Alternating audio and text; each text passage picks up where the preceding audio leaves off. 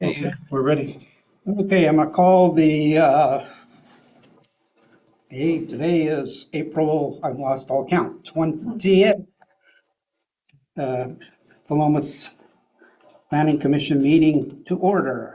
Do we have a roll call, Chris? Sure. Josiah Jessen. Here. Sarah Coulter Mitchell. Here. Kyle Cup. Present. Mike Christos. God, I was giving up. Mike's good. Christosic, thank you. Van Hunsaker, not present. Scott Ramsey. Here. And Spencer Irwin from the City Council is not here. And Timothy Millett. Here. Okay, approval of minutes from the March 16th meeting. Anybody have any comments?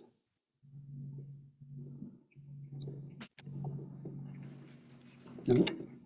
Violet? Anybody have a motion to approve the minutes as written? I'll move to approve.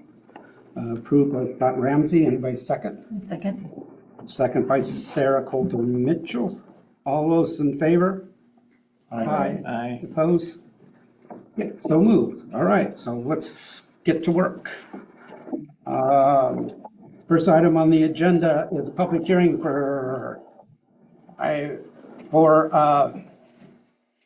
I'll go ahead and read this verbatim. Be with me since I'm lacking sleep a little bit, so I may be a little jerky. I will now open the joint hearing on planning files 26-05, an application for site design review 26-06, and an application for Class C variance 26-19, an applicant for a floodplain development permit.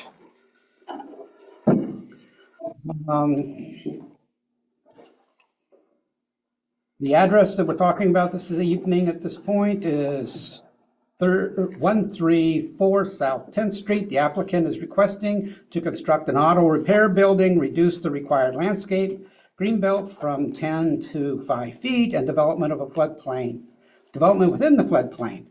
The owner is 134 South 10th Street, LLC, Joe Noble. Okay, the order of the proceedings tonight will be, first will be a staff report, any additional correspondence, the applicant's presentation, public testimony in favor of the application, public testimony opposed to the application, neutral testimony, rebuttals by the applicant, questions for staff from commission, then we will close the public testimony. After the record is closed for testimony, no other comments will be heard unless the body reopens the public testimony. Commissioner deliberations, and then final decision. And as a general rule, since it looks like we only have 4 people sitting in the room, each individual will be given. Actually, I think we have all applicants here, so that's not, the applicant's time period is not held to 5 minutes. No, they've got more time. They got more time, so there's nobody in the room and there's nobody appears to be online so that's basically the rules that we will work by this evening. Since we don't have a number of people right now, I just answered, nobody did sign up to provide testimony virtually, and nobody provided written testimony prior to the hearing. okay, so then we can leave all that and we can go on to the notice. The Planning Commission will make a decision tonight, or the matter may be continued to a time and certain date in the future. If the matter is continued to a time and date certain in the future, this will be the only notice that you will receive. The criteria that apply to the decision are listed in the staff report. These are the criteria the Planning Commission must use in reaching a decision. Testimony and any evidence provided must be directed at these criteria and other criteria believed to apply to the decision. Please describe how your comments relate to the criteria. Again, a decision on this application must be based on the applicable criteria Despite the importance of other issues or concerns, the Planning Commission can only base its decision on whether the evidence shows that the applicant complies with the criteria. The Planning Commission decision may be appealed to the City Council. Failure to raise an issue in significant detail to allow the Planning Commission and the parties an opportunity to respond to the issue precludes an appeal to the Land Use Board of Appeals based on that issue. Let me read that again let me read it so that it's clear. Failure to raise an issue in significant detail to allow the Planning Commission and the parties an opportunity to respond to the issue precludes an appeal to the Land Use Board of Appeals based on that issue. Failure by the applicant to raise constitutional or other concerns relating to the proposed conditions of the approval in significant detail to allow the Planning Commission to respond to this issue precludes an action for damages in circuit court. Commission's declarations. Now, I asked the members of the Planning Commission to disclose any ex parte contacts, bias, or conflicts of interest, including any site visits. Please indicate the nature and extent of the ex parte contact, bias, or conflict of interest, and whether you intend to participate in or abstain from the hearing. I went by and looked at it. Okay. I'm looking at it right now. Yeah. Yeah, very cross. I went over and Took a look at it. looked, yes. All right. And either one of you that have that has spoken up, is there anything in there that would cause you not to participate? No. Okay. Well, I actually went inside and actually got flooring. So it's. Oh, no, we're talking about the one straight across the street right now. Oh, This is for the sorry auto about shop. that. This is for the auto shop. That's the flooring's gonna be the second one. Okay. That's okay. All right, so we'll now hear the staff report. So, Okay, thank you so much. So Laura LaRock presenting the staff report today. So the application before you has three different parts. It is a site design review, a floodplain development, and a variance application. So typically, the site design review and the floodplain development would be reviewed at an administrative staff level. The only reason the application is brought to you in its entirety is because of the variance. Due to the variance, all the applications get reviewed concurrently or at the same time under one decision process. So the project that we're talking about is directly across the street from City Hall. It's known as The Shop, located at 134 South 10th Street. And the chair had already presented the file numbers. So as I mentioned, three different applications are before you today for consideration. They're all elevated to a type 3 quasi judicial review, which just means a planning commission decision. The criteria, it's kind of hard to see up there, but there are 6 different review criteria for the variance section. There is a number that's associated with the site design review and floodplain development as well.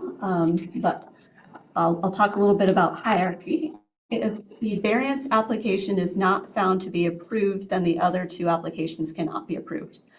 So to repeat that again, it's the site design review checks the development code in almost all aspects. It looks at setbacks, lot coverage, building height, access, landscaping. It just goes through the entire development code and just essentially you're checking a box to say, does it meet or does it not meet?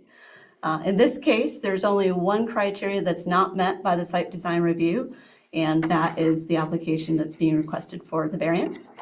In addition, there's review criteria for floodplain development, and it essentially says that anytime a development is occurring within the floodplain, then floodplain standards apply. So those are those 2 applications in a nutshell, and I'll spend most of the presentation just on the variance section. So to orient you to the site, it is across the street from City Hall, as I mentioned. It's on the corner of Applegate and South 10th. The site is located in a light industrial zone. It has light industrial zone properties to the east and west. To the north is commercial, and to the south is public use. The proposal consists of an approximately 7,000 square feet auto repair facility. The building is oriented close to Applegate to the southwest of the site. Along the east side or South 10th is parking lot area and access ways into the site.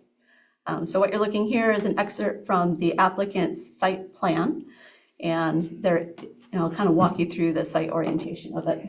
So from South 10th, if you're looking at the southeast corner, it is a one-way entrance into the site. There's parallel parking spaces and 90-degree or angled parking and straight on that you can access out the access way. And the folks are to pull through and exit out a one-way. All the exits and entrances occur on South 10th. There are wider travel aisles to allow for circulation of tow truck vehicles and numerous vehicles to come in and out. If we look at this next slide here, it talks about the building elevations, and I'll work bottom to up. So if you're coming down Applegate, the first view that you would see is on the bottom. That's the western view. So this faces an interior property line, and you'll see that there's just siding and roofing material.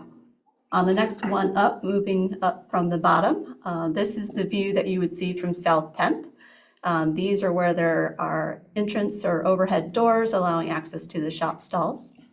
The second photo from the top is the view from Applegate, and the one on the very top is Indian Oaks. So why I bring that up is that when you're coming in from a one-way direction, the side of the building that faces 10th has a little bit wider travel area to allow for folks to come in and out those travel doors. Along the north of the building, there is a fenced area, and that is intended for storage of any sort of automotive equipment, tires. And then there's also an overhead door there that allows folks to come into the building from that direction as well. So the proposal, I've kind of color coded. What we're looking at here is the request is a reduction in what's called a green belt. Essentially what that is a landscaping strip that goes along the private property portion, also along the roadway. So the code reads that a minimum of 10 feet of landscape area is required along the property line that borders a street frontage. This particular lot has 2 street frontages because it's on a corner. The requested variance is to allow the building to encroach up to 5 feet into the 10-foot green belt. So that is shown in the yellow box up there. The red portion below the building is showing where there's a pedestrian sidewalk connection and then sidewalk walkway up to an entrance door.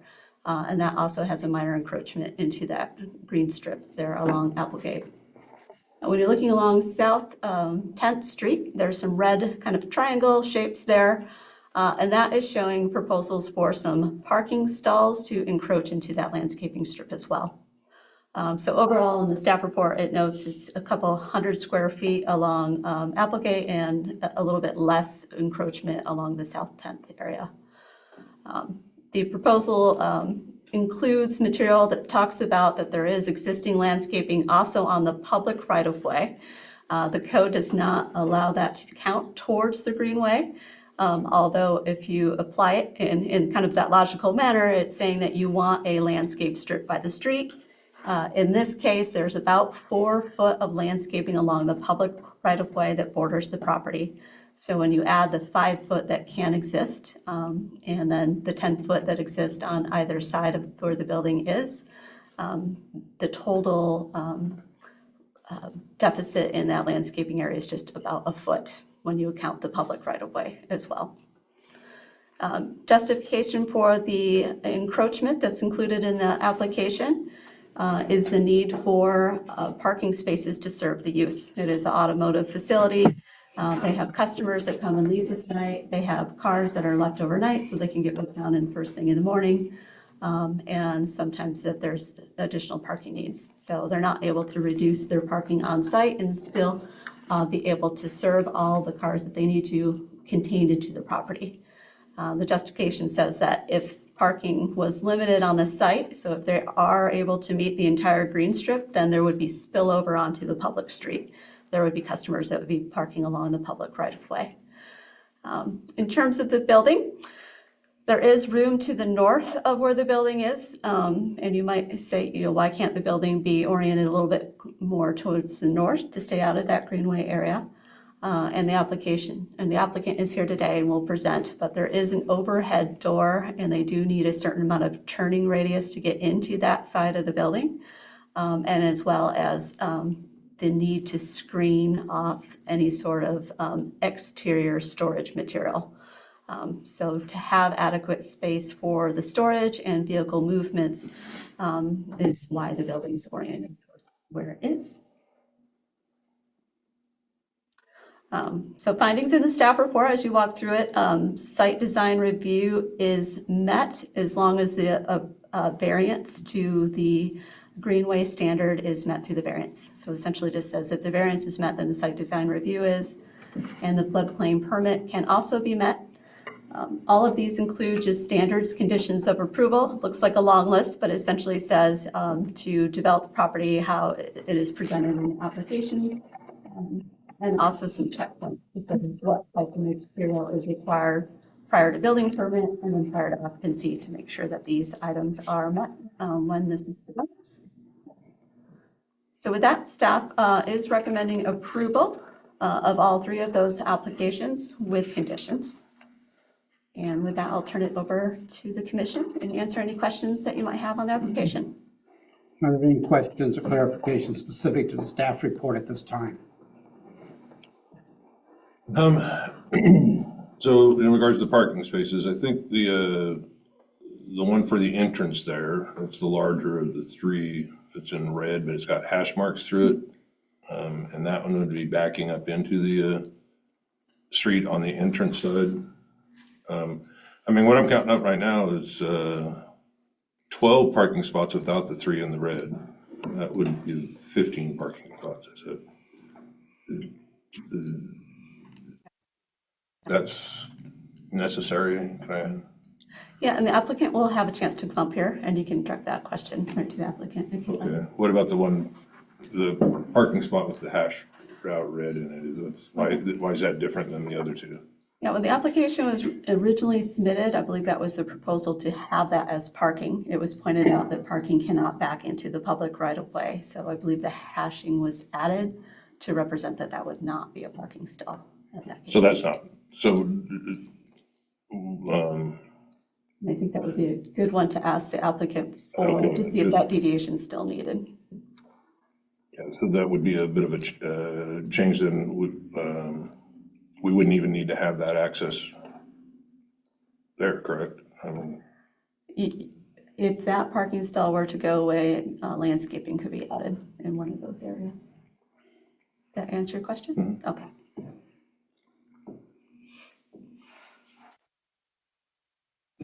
What are the parking requirements for this lot? Yeah, parking requirements, the code does not have something specific to an auto repair facility. So when you look at the code, it says, is it industrial or is it commercial? It's approved as an industrial building per the code, just from the nature of how it operates. This one's a little unique where they do have customer area where they come in. Customers are anticipated to come to the shop. There'll be people in a waiting room. So the code does allow to use a parking calculation that says similar characteristics. In this case, staff looked at it as like a retail facility, based in parking on square footage instead of employees. And that allows for additional parking spaces. How does that relate to the state's direction as it relates to public transportation corridors and the removal of any parking requirements within the corridor? Is this in a public transportation corridor? It is, I can touch that. So it is, so state law precludes the city from having minimum parking spaces allowed. So we couldn't require that a certain number at a minimum be included. But it does allow for the city to still maintain our parking standards. So if they are going to provide parking, then we would still defer back to our parking standards within our code. So there's no minimum amount of parking that has to be there, but if they're gonna provide parking, it has to be the correct widths, the correct drive lengths and all that stuff. So that's what we looked at. So Yeah, and the maximum, our minimum also has a maximum, so 1.5 times the minimum is your max. And that's where staff looked at not just the light industrial use, but we also looked at the commercial use of this property. We also looked at some of the additional storage needs, like temporary vehicle storage. We've all been to mechanic shops and you gotta set your vehicle there, you're gonna park it all day long, you're gonna leave, you're not come back till that night. We don't want those vehicles spilling out on the street. So we allowed it, I believe, an extra 2 spaces for that kind of vehicle storage, because it's not really, it's not like they're storing tires out there, they're storing vehicles, but we also recognize they're gonna need more space to store vehicles than a typical commercial or industrial spot. So we gave them a little bit more allowance within the development code because of the nature of the business. So in reality, you've talked a little bit at length of the hashed parking stall. The reality is the other 2 red triangles, those parking stalls are not required by any code at this point in time based on current law. Right. But for the operation of the facility, it's been asked to have those 2 additional parking stalls. Correct, that's how it was Okay. submitted in the site plan, correct? Okay, understood. Go ahead, Brian. Can you speak to the purpose of the code being, for the green belt being 10 feet specifically? Yeah, I can speak generally, and then you might be able to provide some local context, but typically a roadway frontage beautification, so it's for aesthetics. Yeah. In this case as well, you'll see in the report that ODOT, or the Oregon Department of Transportation, also indicated if there's ever a roadway expansion or beautification effort, similar to what happened on the other side of the highway, then some of that green strip would actually be converted someday to a public property and could be used instead of having landscaping on a private property. It would be a landscaping strip by the street. On this particular example, the sidewalk is right close to the gutter, or the curb, excuse me, I can get my terms right today. So you have a sidewalk that's right next to the gutter. Typically along the highway, you would have a curb landscaping strip and then a sidewalk. So the rationale here is by having 10 feet that you can either have that as beautification along the street, or as streets improve to the standard that's in the transportation system plan, that there's room to reallocate that along the roadway. I'll provide some color commentary. Yeah. When we were doing the streetscape project, we looked at that with ODOT, and there's not enough right of way to have the landscape strip be between the curb and the sidewalk. Doing the math, you'd only have about 4 feet, really it's more like 3 feet, but I'm put the curb in there. So that 3-foot landscape strip isn't worth very much because you can't get a tree to grow very well. There's not a lot you can do with 3 feet of landscaping. So the decision at that time was made to keep the sidewalk up adjacent to the curb, and then to just, provide that extra 4 feet that could be used for landscaping, which is still the intent on the proposal, is to landscape that area. Even though it's public right away, they're gonna landscape it, they're gonna maintain it. My professional opinion on that is this: in our C2, our C3, I filled our future C3 regional commercial that we've talked about, where you're talking a large store, kind of like a Safeway kind of setup. I think that larger 10-foot seems appropriate. But I think in Philomath C1 and C2, 10 feet seems really wide to me, and really gets away from trying to get businesses up closer to the highway to help reduce the traffic, make it more pedestrian friendly. And so even though this is an auto shop, I would argue that 10 foot here really would have an adverse impact. And so it's one of the things we're looking at in our development code update, is to reduce those strips down from 10 feet to something more like a 4-foot or 5-foot strip. And obviously in the C1, we're trying to encourage buildings to be right up against the back of the sidewalk and not have any landscaping there, because we want the buildings right along the highway. In the C2, again, there's some problems with this property in that some of the development code that the city's been working on and the rezoning that the city's been working on haven't come to fruition as quickly as the application got perfected and submitted. Had the city been a year and a half, or not behind a year and a half on our development proposals we were looking at doing and our zoning change, more than likely this property would be zone C2 and it would not have that required 10-foot landscape strip. But we're dealing with the code that we have today when the application was submitted. And so I have a little bit of angst with the situation because I feel like had this application come in maybe a year from now, we may not even need the variance because our landscape strip would be different and our current development would be different. And I don't say it to confuse the commission or to get any sideways. We do have to look at our current requirements. What is the code today? That's why staff kind of steered the applicant towards doing a variance because we recognize that, you know, there may be the opportunity to get the building that 5 feet closer, still have a landscape strip, and really not have any net loss to what I feel is net loss to the city with that reduction. So that's more than what you asked for about the green strip, but it really does come into play on that 10 feet, I think is overly excessive today, but it is what's required. But we have a variance process that allows us to not have to enforce a portion of that. Yeah, I was just going to ask about walkability and what the future plans were. So you answered that, but I also wanted to just make a comment about the bicycle parking because if you're taking your car to the shop and having that bicycle parking kind of move into that green belt, I think that's a great use of that space. So I just wanted to share that comment. Let me go ahead over here and I'll come back to you, so go ahead, you had something? Yeah, in the pre-application conference you had with the applicant, these middle, I don't know, 5 or 6 stalls, did the city have a preference for them being angled versus oriented north-south? I don't believe the city had a preference. Okay. So the code does allow them to pick on their design choice. Yeah. There's different spacing and different requirements for the aisle widths depending on which type you use, so. I think those are going north and south, you would have to have a lot wider Yeah. areas to make your Aisle. turn, These back straight up and go in with the flow of traffic. Go ahead, Scott.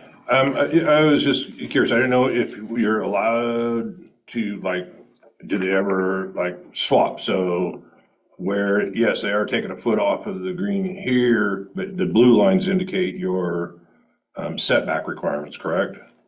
And so to the east of the front of the building, they are taking landscaping beyond the setback requirements and adding additional landscaping there. So any landscaping that's going to be lost along the side here, seems like they're volunteering to add that to the front. Is that? They Am are. I not? Okay, they don't, that's not required, they're doing that. No, that is to mitigate for some of the lost landscaping. So it's to Okay. offset what would be take place along. So we're not really losing any greenery, it's just a matter of a, Yeah, it just reallocates it. Yeah, so the site overall is, there's a total landscaping percentage that must be met. They already exceed that. Okay. And that doesn't even take into account it's not the public right. Well above what would be minimum standard. that's just my question. This northern property line, we have stalls abutting it. There's a stormwater planter and a gate on the north side of the building. And then it looks like the property lines, it lays in a gravel drive. Does the city have any discussion about curbage or fencing? I mean, none of that's called out, so I don't know what's going on the north side of the property line with the gravel drive. Yeah, I guess I don't see the gravel area up north there. Is it the hashed area? It's called out as gravel drive. Just below the hashed area. Just below the Let property me take a line. look at this one here. So I'm just wondering if that's, Oh, the gravel drive there, yeah. I mean, I don't think there's any fencing requirements, but Yeah. are there curbing requirements or anything around the parking or? Curbing requirements are met from having the wheel stops on the parking spaces, yeah. So they have to be a certain distance from the property line itself. The improvement along there would be up to the private parties. But that meets it in terms of having building spacing from the actual building and then not crossing that property line. The wheel stops would prevent vehicles from overhanging the property line. Anybody else have any questions? Just on that, Go ahead. Just on that same question then, about the curbing on the north side, that can't have a zero property line? You Because have to curbing. account for or bumper overhang on those. Oh. Yeah, and that has to be wholly. I think you said it was- Yeah, but you have included the bumper stops. So I think this question is still valid. Because you've included wheel stops, which would deal with the overhang. But yeah, the wheel stops are set at a distance that prevents the bumper overhanging the How property can line. that curb be moved to the property line? Can it be moved to the property I line? think that was his question. Yeah, I was just wondering why it's not, just, I don't see any reason that that wouldn't be a zero property line curb.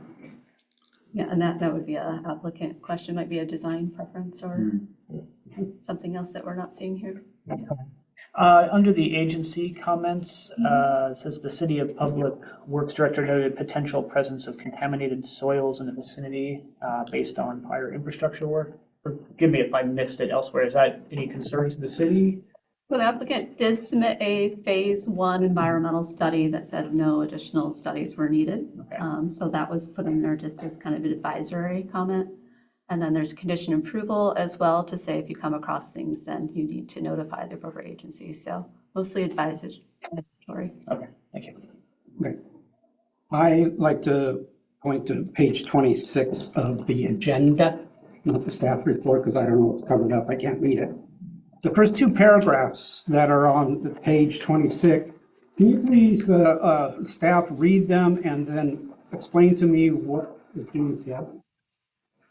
On top of 26? On top of page 26, the first two paragraphs. Yeah, the applicant states that the subject property is constrained by the limited size and the need to accommodate building placement, circulation, and parking for automotive repair use. In addition, the site has reduced visibility from Applegate Street due to an adjacent building on the corner of 8th and Applegate, which is constructed with a no setback from the sidewalk. The block between 8th and 9th Street is one of only 2 blocks along the highway on the north side zoned light industrial. The other block between 11th and 12th is developed with non-conforming residential uses.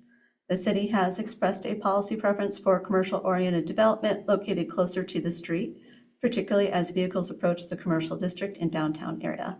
Development patterns that place buildings nearer to the street have been shown to reduce vehicle speeds and encourage motorists to stop, park, and patronize nearby businesses along the corridor.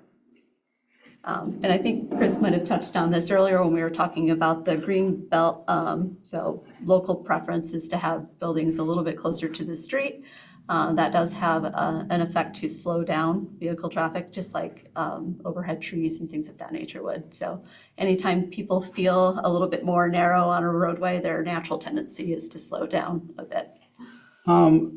Okay, I understand that, but how does the building at 8th and Applegate and the visibility from it play in? Because you just talked about the setback as it relates to the landscaping and that aesthetics, but I don't understand in the staff report here, what is the intent of that being included in the staff report?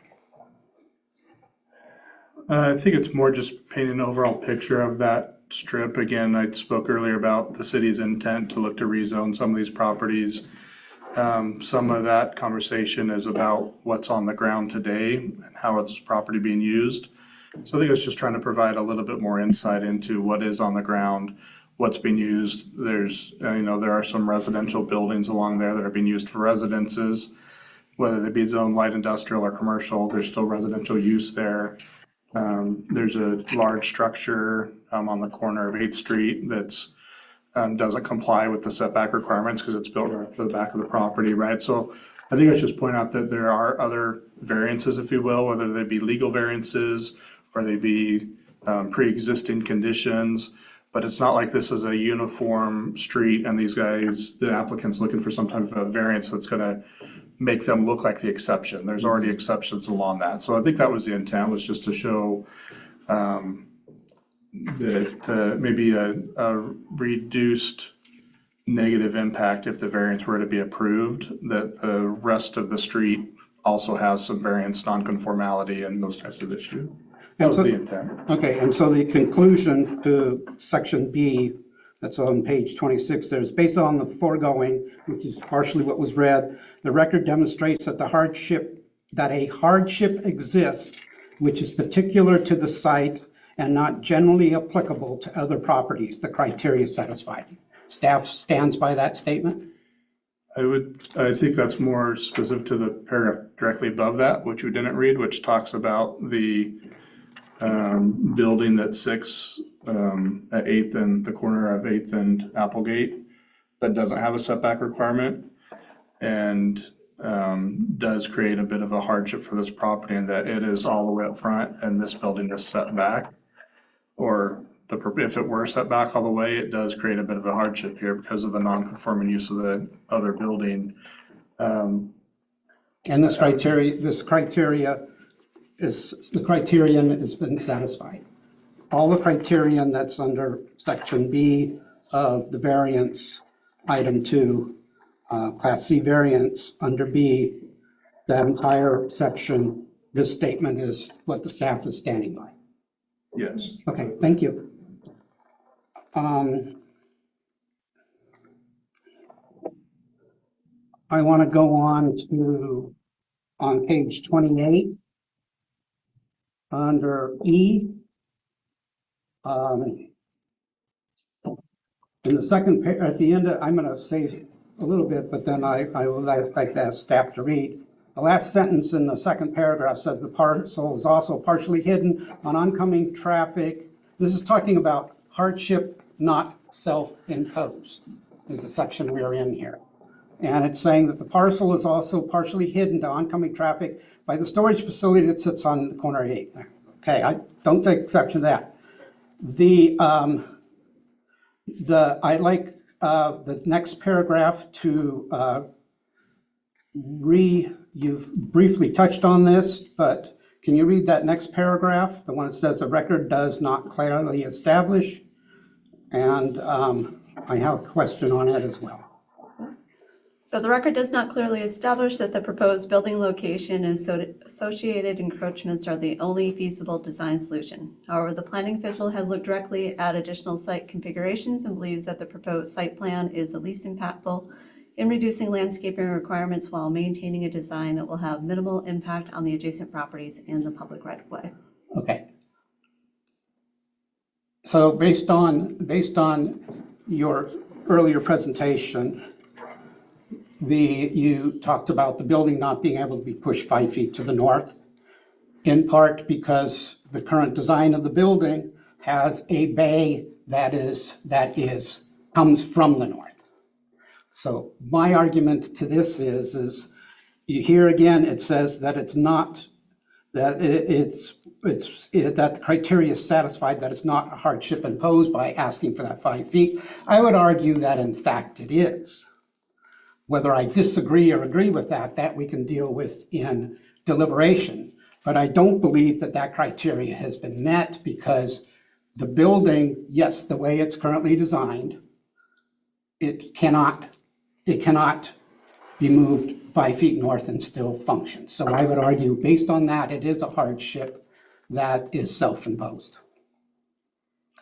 Yeah, so my counter to that would be, first, the self-imposed part is the applicant's chosen the size of the building, right? They could make the building shorter, but even if you make the building shorter, as in not as long, you would still be looking at a hardship of it having to be an additional, 10 feet back off of the property line for the greenbelt, because you still have the issue with the non-conforming building that is right up against the sidewalk on the way that the traffic's coming towards the building. So the hardship is still kind of a line of sight issue where this building is being required to be set back all the way, whereas there's a non-conforming building that this applicant didn't build, this applicant didn't put it there, it's already there non-conforming. So even with a shorter building, where the variance isn't the width of the length of the building, the variance is how close to the property line can we be, how much into that greenbelt is the planning commission comfortable in letting the building come into, regardless of the length of the property, right? The applicant has argued that the length of the building is what's needed, one, to make this probably financially feasible, I would argue, but also the bay door to the north is for delivery of goods, but it's also to get vehicles the vehicles, as I understand, are kind of stacked too deep in these bays. And the ones furthest to the west, and this is good for the applicant to maybe touch on a little too, as I understand, the ones to the west are angled towards that door to the north, so those vehicles are coming in from that north door and coming into there. So it's got to have enough width up there to make that happen. Again, if the building's shorter, that can happen, but then you're probably losing 2 bays because you don't have room for 3 door bays, But right? But that's I self-imposed. still would argue that that is self-imposed. The I totally non-self-imposed read what part you're is- saying, and I'm not taking exception Right. to their design, but I just need to get into the record Yep. that this is a self-imposed configuration of the building on the site. That the building could be made smaller, the building can be made wider, the building could be, all kinds of things can be done to that building. Right. So I would argue that this is self-imposed. I don't object to the solution. I want to make that perfectly clear at this point in time. But I need to get into the record your statements that you've just made. Which are fine. Again, I'll just repeat quickly, the variance isn't about with the building length of the building, the variance is how close to the line can we be? And the argument for saying it's not self-imposed is that they didn't place the other building up to that property line. It's already there, right? So that's kind of the counter argument to that. So instead of saying the hardship is an existing non-compliant building to the west? That would be the argument for this, yeah, for E. Anybody else have any more questions of staff? Okay, is there any correspondence from outside of, Chris, have you got any? I think I think you indicated before that there wasn't, but I'm just asking the question. There's no public comment that was submitted. There was 2 agency comments, and that was mentioned previously, Oregon Department of Transportation and the Public Works is providing. Okay, then can I ask, then can I go back to asking staff, as it relates to ODOT, Oregon Department of Transportation, there is no legal claim at this time on any easements into the current south property line of that piece of property. There's no legal claim from ODOT. There's no easement, there's no legal documents of any type. They have just indicated that if they were to proceed with the project in the future, they would prefer this not being there. So ODOT has submitted comments, so they have legal standing to appeal a decision. Okay. Their comment was in regards to saying that the city does have a code that requires landscaping and had mentioned that the purpose in their terms, in their mind, is for if any street improvements would occur along there to allow them extra width to do it. Because it's far more difficult to try to ask a property owner to move a building or build or move or change something that's constructed rather than just impact landscaping or open space. Okay. But they did not review or have any comments about easements. I did have one more question along those lines. On the site plan, I believe there's an existing light pole and fire hydrant that are called out on the corner. I don't see any changes to those. The city assumes that those will remain after construction is complete. They do not assume they'll probably be relocated, so how the city addresses that is through a condition of approval to say either those need to be rerouted underground or revision to the development plan to accommodate the spacing that would be required there. And then there's another condition to say if a change or modification has to happen, then the impact to the greenway is less. So essentially saying if you have to make a change, then the building has to be to accommodate that. The city has not reviewed a lighting plan, but what part in the process would happen? The building permit. So we would be able to issue a building permit to show that that was resolved. Okay, so, and then I understand that there is no comment, no, Anybody online? And there's nobody online. Okay. All right. At this point, I ask the applicants to go ahead and make their presentation.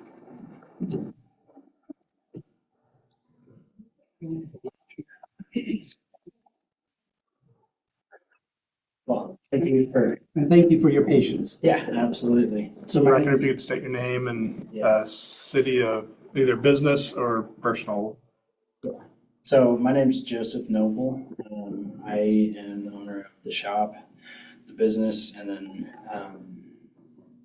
yeah, I'm from here in Plymouth, raised in school here, and so, yeah, longtime resident. I'm Eric Christensen, Fisher Construction Services, just will be acting as the general contractor for the project. So on this, I mean, I think some of the overview really hit the scope of what we're doing really well.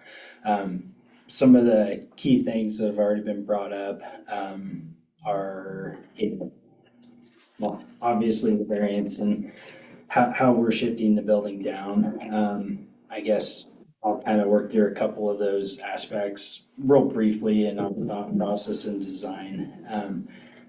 Our goal is to accommodate everything on site. Right now, we struggle with that, and it's my goal for not only our neighbors or passing through traffic, but also such as fire department, that's their, if anything goes east, they have to have that road clear. So our goal is to get everything with our business off the street. And so that's, so I guess I'll go actually for parking aspects. That's why we have larger parking, we have bigger entrances and exits for delivery trucks, because, you know, when we order transmissions or engines, it's a full-size truck with a trailer, forklift, and, you know, it causes congestion as it is right now. So our goal is to get off the street, so everything we do is on our site, it's not obstructing flow or safety or anything like that. Having the spaces we have right now and the angled parking, our goal, well, right now, majority of our customer base is people with diesel pickups. It's not our only business, but I'd say it's probably 75% of what we do is full-size crew cab, long bed. And those just, they take more space to park. Having angled parking really is nice for full-size pickups. So if we were to square everything up, north-south, we would run into issues where we don't have enough access to enter those spots, and it would also just cause more congestion. We wouldn't gain any spots, but we would have the ability to have a landscape, but our goal is to compensate for that fully. All that space that we're encroaching on, we're making up for other places on our property and invisible places. So that is our, you know, logic with that, in our angled parking and larger entryways, and trying to just maximize our on-site, because if you come through 10th Street on a busy day, there's just everywhere on the road, everywhere on our lot, we can accommodate everything of our business's nature on our lot. So that's our parking reasoning and, you know, design concept there. With the building shifting down 5 feet, our goal in that, once again, is to accommodate everything in an efficient manner, where our proposed shop is gonna be 60 feet deep, so that's enough. The reason for that size is so that we can have 2 vehicles deep. If we were to go straight in 2 vehicles deep, you would, at some point, or majority of the time, have 6 vehicles that are locked into the shop. So, it's just not feasible. We have 4-post drive-on lifts. You can't just drive over that onto the next one in the back. So that's why we designed it this way, to where looking from 10th Street into the shop, you'll see 3 large doors. There'll be 6 bays. And then in the back, we would have angled up toward the north. It'll be about 4 spots with lifts to where you can come in from the north to gain access. So the design there is because if we do it different, we're going to end up in a situation where, yes, it's done, but it's not done. Here, you can't leave because we're waiting on parts for a different vehicle, which is the whole reason for this project in the first place. Because right now, we have very limited space and we end up with issues such as that. So, yeah, I guess that's kind of a recap on what we talked about so far. Okay. Does the commission have any questions for the applicant or comments? I have a quick question. How many people do you employ? Yeah, so I have 4 employees and then myself, so there's 5 people in the business. Great. So, Anybody else? This is, you're anticipating hiring more, or? it definitely opens the door to that. I'm trying not to necessarily plan this with the goal of we open the doors and we're automatically 25% more business. And so with the grand scheme would be yes. However, that is progressive as we utilize So the you space. currently have 4 employees, Correct. and parking for them is gonna be part of the parking in the parking lot? Correct. So that goes back to spaces where we're just trying to maximize everything with our business being on site. Anybody else? We've got this gate here. It's on the north side of that. On the north side of the shop, that area, so that would be fully enclosed. Yeah, it's not shown, but there'll be a fence that closes off from the north end of that gate west towards the corner and then closed off down to the property, to the building corner. I'm just noticing this, my previous question about what's going on between the parking and the gravel drive. I noticed one of those stalls, the northern red hatched one, Yeah. doesn't have a park stop, Doesn't have a wheel stop. doesn't have a wheel stop. Is that by design or is it just not shown? There's a shadow there. I think the red overlays it. Oh, okay. Zoom in. There's some, Same with one. I've of got the it in stalls. black and white, and you can Is it see a there? little, you see a little line there, black and white. Okay, I printed it out. so it is intended to have one. okay. And then, what's going on with that stall that's hatched out in that middle cluster? Yeah, so that, we hashed it out because with that spot, as you pull into it, it would work, but the problem is whenever you back out, you will be backing your vehicle into the right of way and also onto the sidewalk. Yeah. And so it causes for safety, pedestrian walking by. We're just trying to eliminate that potential risk. And I believe code doesn't allow for us to be backing into public right of way. So maybe I missed that before, but that stall is going away? It's not gonna be part of the site plan? That is hashed out. Okay, that's what's going on. Is it gonna be a painted hashed out, or are you planning on, is it gonna be one that could be used, but it's just gonna be painted out, hashed out? Right now, it's proposed as being hashed out and painted. With painted, Yes, but it will technically be there, so if a car needed to park there, it could. yeah. How it's drawn right now. Okay.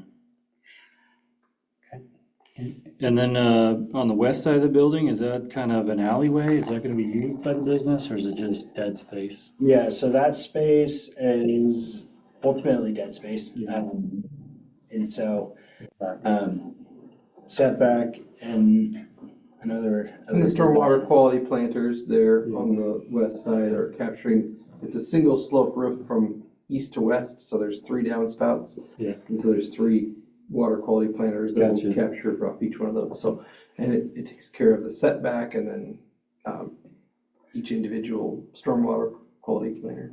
Makes sense. Couple questions, couple comments. What's the square footage of the footprint of the building?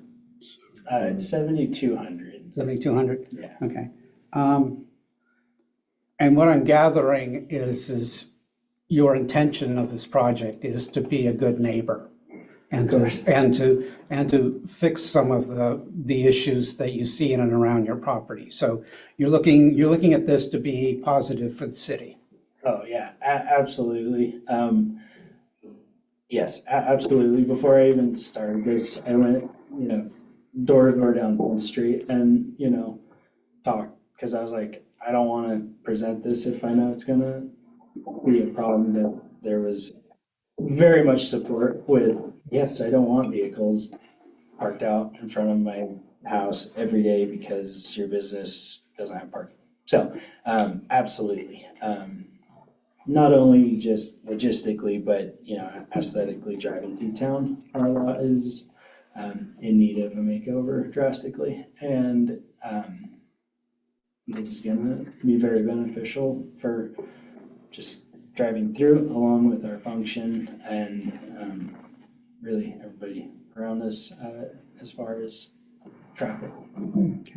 Anybody else on the commission have any questions? Yeah, I had a question. That stormwater planter, isn't that kind of like in the way? Which The one at the north there, the north one at the north. On the north side. Yeah, The one certainly by the is. gate, but I mean, you talk about bringing in vehicles or something, or deliveries up that way. Is there really enough room there to be able to do that? I think you're looking at this right here?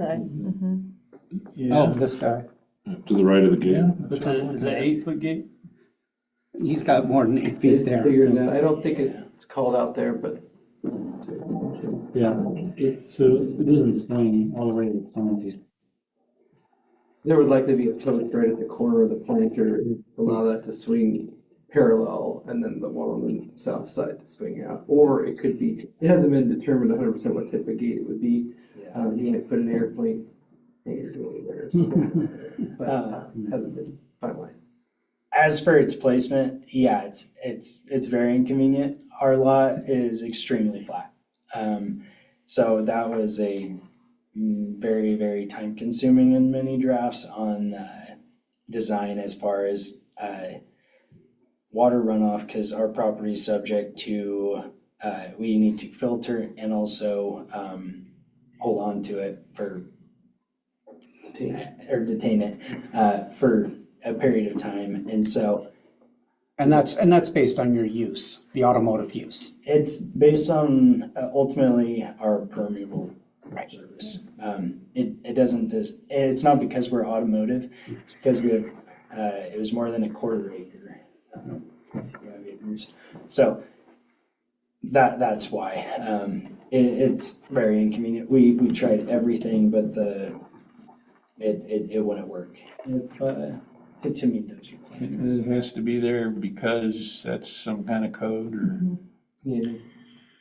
I can share a little, actually Laura, you probably could share more with that, but I could give you our quick, layman's terms, but everything's flowing from the west side of the property north, hooking around to the north side through that planter. And then you'll see there's sort of a hashed ladder looking structure underneath the parking stalls that runs east and then south. That's an underground stormwater detention vessel assembly, I guess. And so based on the code, it requires a certain square footage, based on the lot coverage and impervious surface, there's a certain square foot calculation for detention or water filtration, and then also volume of detention and how quick it's metered into the city system. So those are all based on the civil design code. So you needed that in addition to these other 3 swales along the side?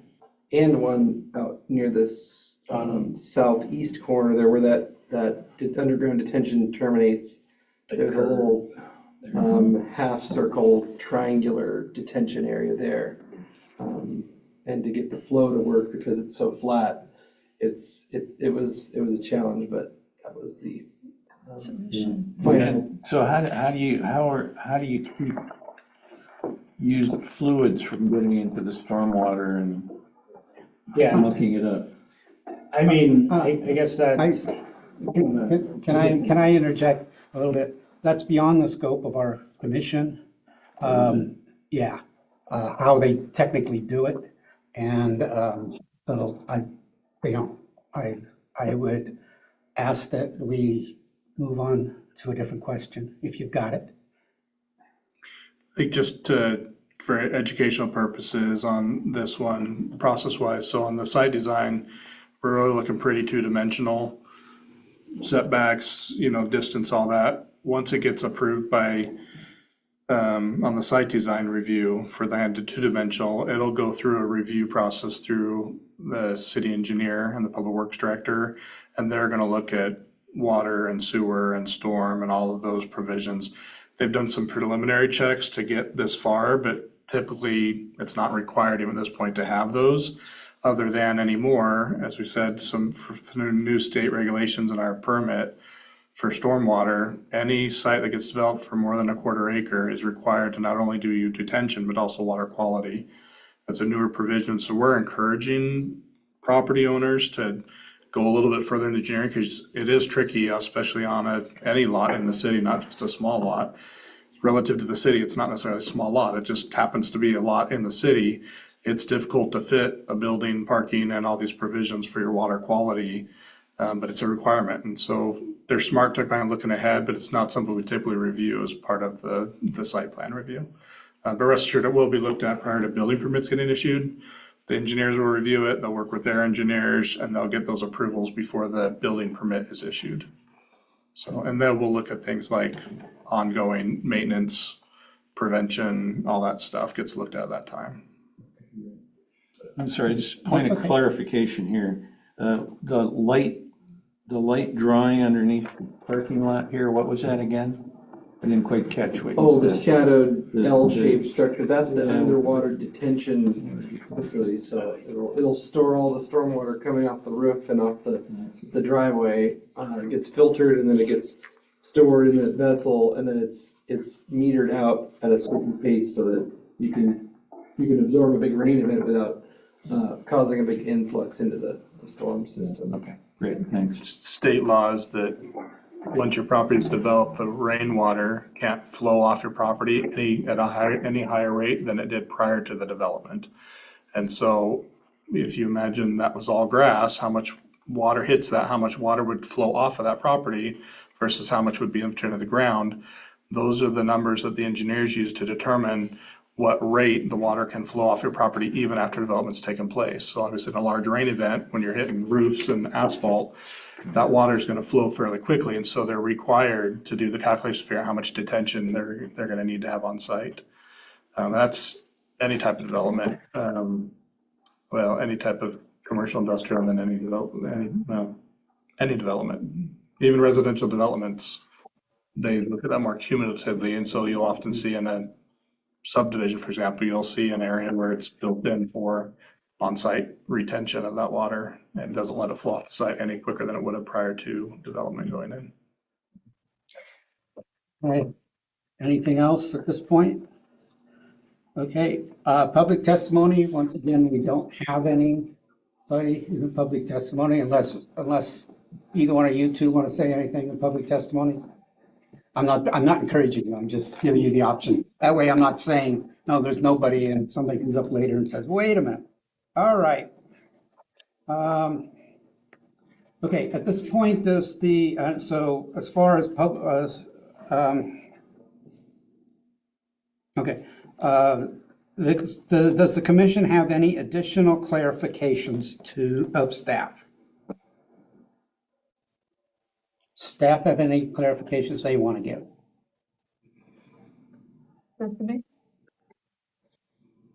Nope. Is there any request at this point for a continuance? There is none. All right. Okay, if no request for continuance or hold open the record, I didn't ask that, but I would argue if we're not gonna get a continuance, we're not gonna get a hold open the record. Does the applicant waive its 7-day period to submit a final written argument after the closing of the record? So basically, anything that we've talked about here, do you want to waive your 7-day period to provide a response in writing, which in turn will continue it until next month? A response to. I'd say Anything that you wanted to put in writing? You have a legal right to write down any comments to anything that's been said tonight. You have 7 days to gather your thoughts, write it down, and submit it to the city. After that 7 days, then we'll reconvene Okay. and come to a final determination. Or you can waive that right, which means we won't give you the 7 days. You just waive it and we can continue with deliberation. Yeah, I think Okay. everything's. All right, so I hereby claim the public hearing closed. All right, We'll invite the applicants to grab a seat back in the audience. Joe? all right. At this point is when the commission members will deliberate based on the evidence and the testimony. Anybody want to start? I'll start. First off, I just want to note that site design review does not normally come before us. It's part of this package deal. So that's something that I think that we should not focus on. The variance is really our job here is to determine if we approve it or not. That's really the key. Not to say we can't discuss those other things, but I think our focus should be on the variance, which seems to be this strip on the south of the building. Yeah. So basically, we're talking about this 5 foot by 60 foot? I think the building's 60 foot wide, 5 by 60 foot, where we're allowing the building to encroach into that Yeah. setback. And my thought is, these guys have clearly done their homework. They've gone above and beyond what the standard, requirements are for this stage. It's a lot of green belt we're requiring them to put in here, even for a light industrial, and we can talk about how we want to change the comp plan and code moving forward, but we are intending to rezone this from light industrial to commercial.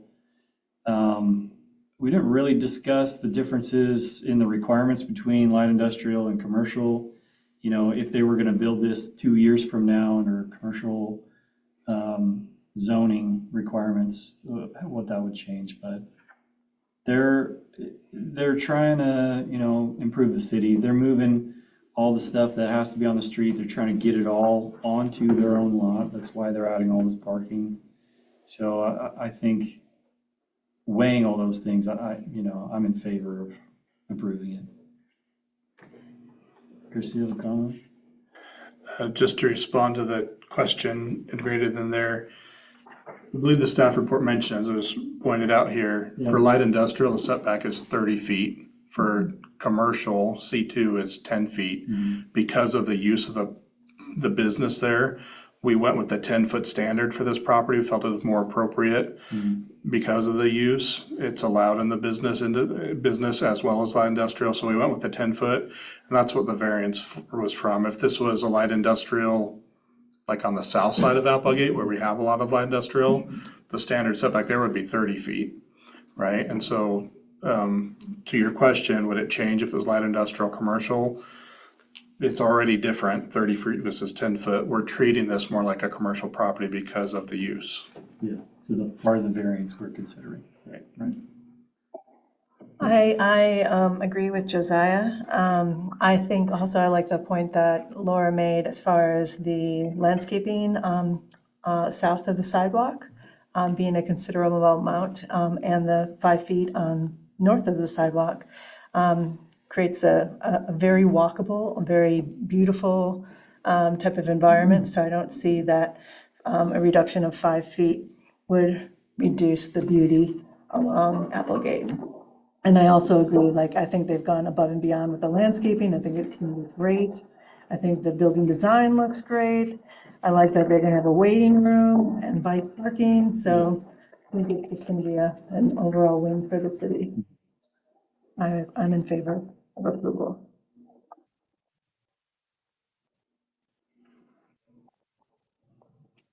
Any other comments?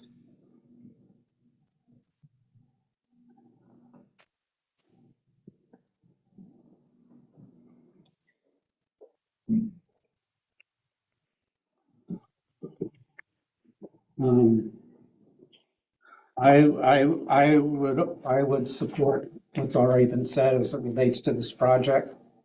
All of the reasons stated. No, I would be in favor. I'm a little bit confused of the script right now.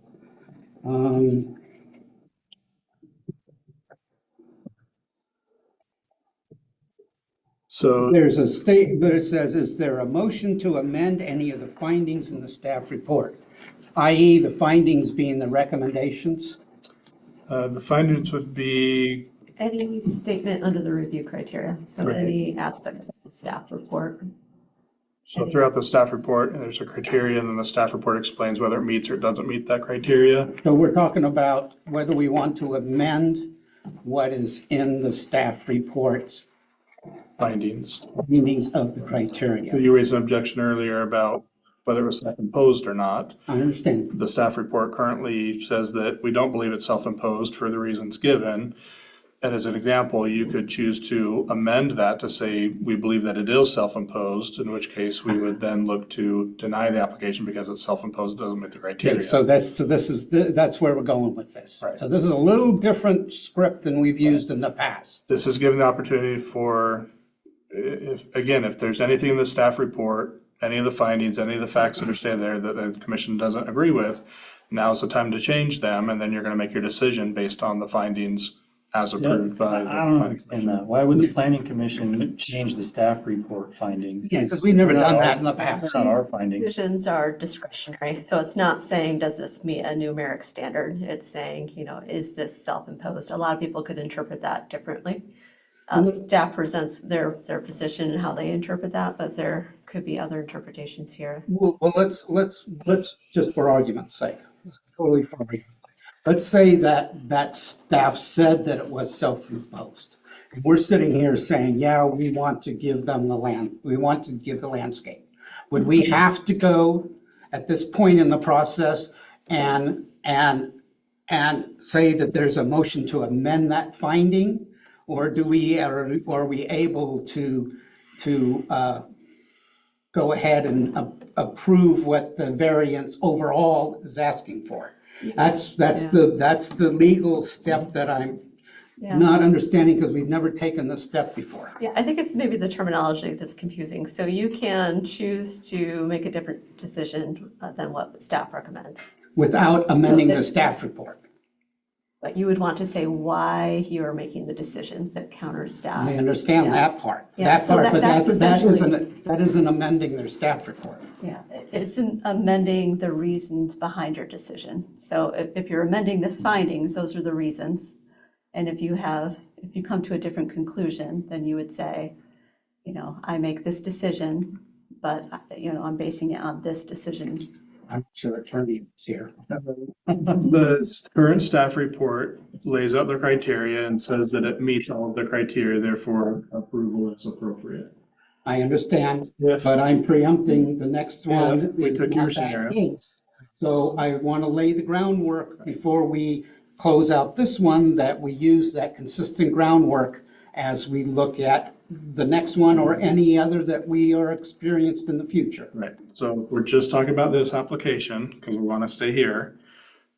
With this application, to take your scenario, if the staff report were to say, we believe that this is self-imposed, therefore it doesn't meet this criteria, the staff report would also say, we recommend denying the variance because it doesn't meet all of the criteria. And if the planning commission felt differently, say, well, we believe this is not self-imposed, then you would want to change that finding of fact to say, we, the planning commission, feel that it is not self-imposed. So we want to change that finding to say it's not self-imposed, and then therefore it does meet all the criteria, therefore we approve it because it meets all the criteria. In this scenario, staff is saying it's not self-imposed, it meets all the criteria, therefore the recommendation to is approve. So if the planning commission is comfortable with the approval, then you would want to uphold or approve the findings as they've been written and go forward with the approval. If you don't believe that one of the findings is accurate or you feel differently, then this is kind of the time to make that point. So I think in the past, the way the script was written, it was to jump right to an approval, and it didn't make it very clear to the planning commission that this was the time to make those changes, right? So,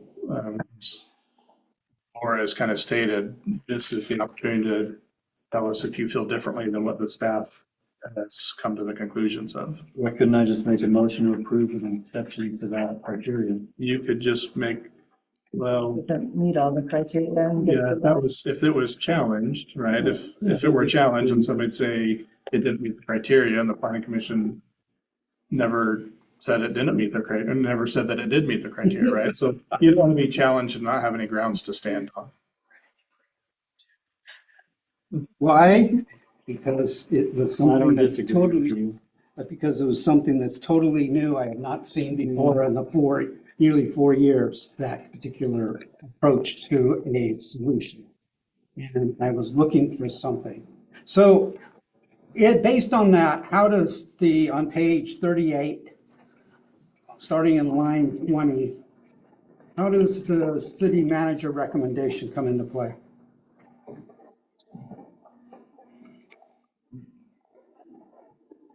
Because we talk about the agenda items. Now I've got this agenda item summary, the pros and the cons. It's the next application.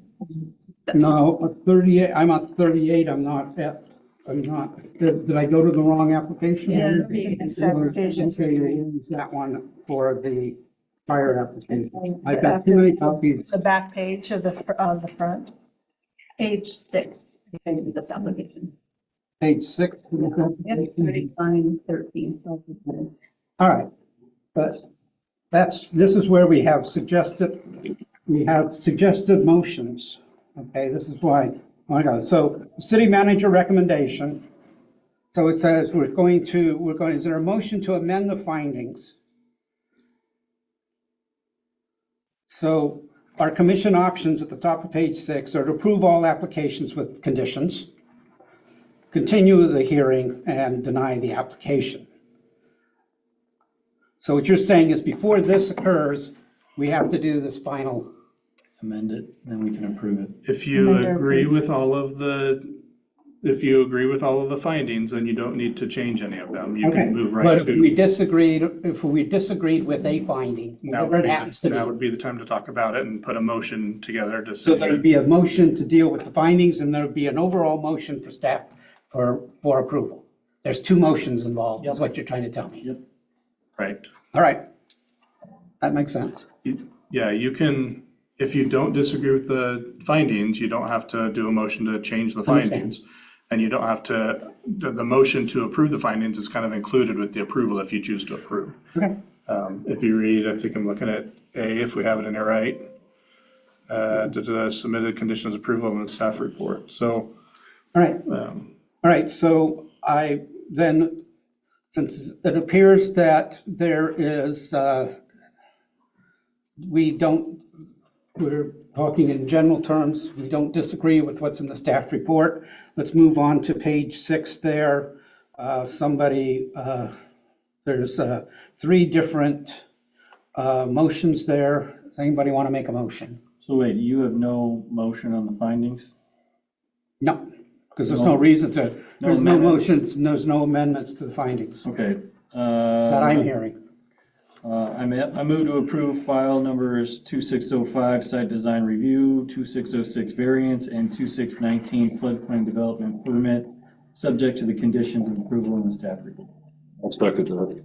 All right. Josiah Johnson made the motion. It was seconded by Mr. Ramsey. All those in favor? Aye. All those opposed? So moved.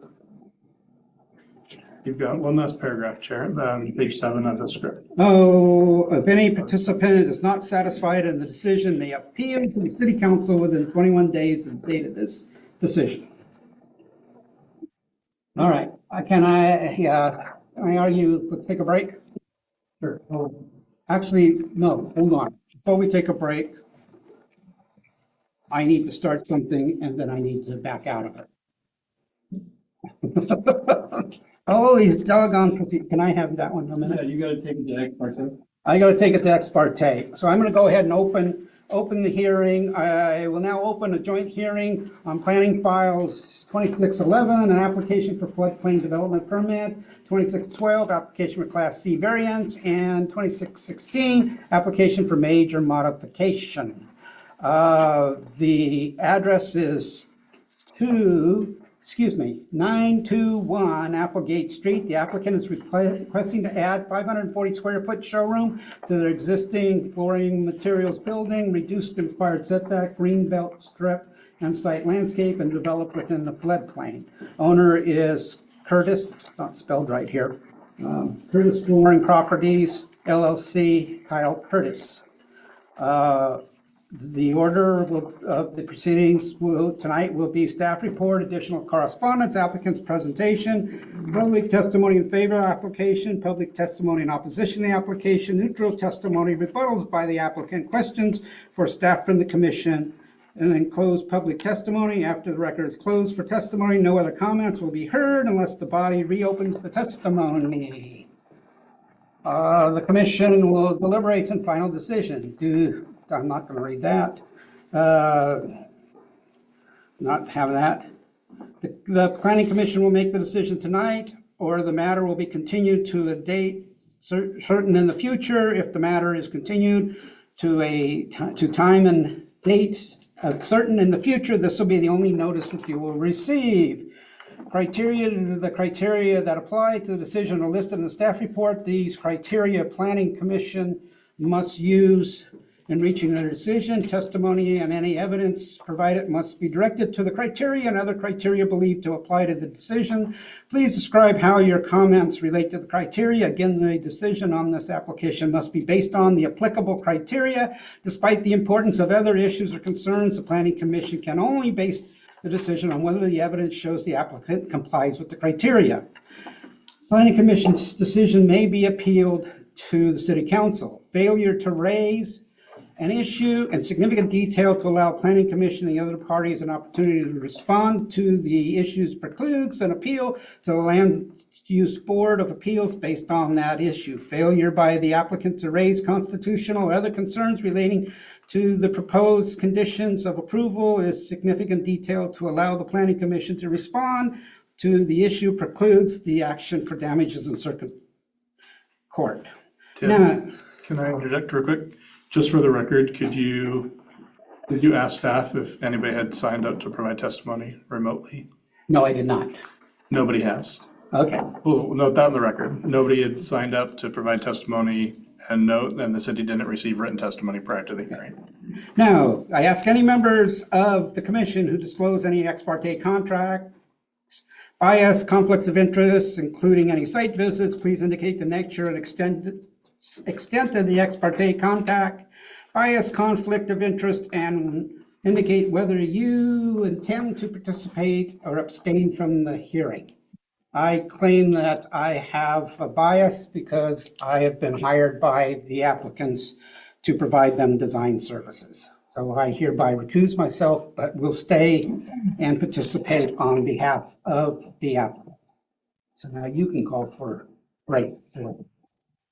Let's finish declarations first. Kyle and I are also part of the same men's group, but I don't believe that'll be a problem with me being unbiased in making this decision. Sorry, I missed that part of the what? But Kyle and I are part of the same men's group, but Men's group, got it. yeah, that won't create any bias for me. I did go by and I like to see and look at the site, and I have gone by and gone over the property and look at everything for myself, and so I have been on site, but I don't feel like I did that to give myself a visual on what exactly was going on, and not I don't feel it's going to bias me anyway. Okay, so I've been on site, I've been to the showroom, I've ordered flooring and got it installed, and that's the extent. I don't really consider myself to be biased in any way, shape, or form. Just driven by it, no bias. Okay, then before we begin presentations, I'm gonna call this a recess. 5 minutes? 5 minutes? Yep. 5 minutes? Be back at 5.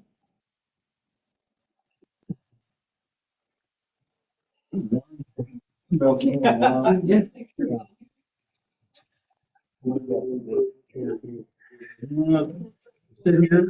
no, no, I'm gonna.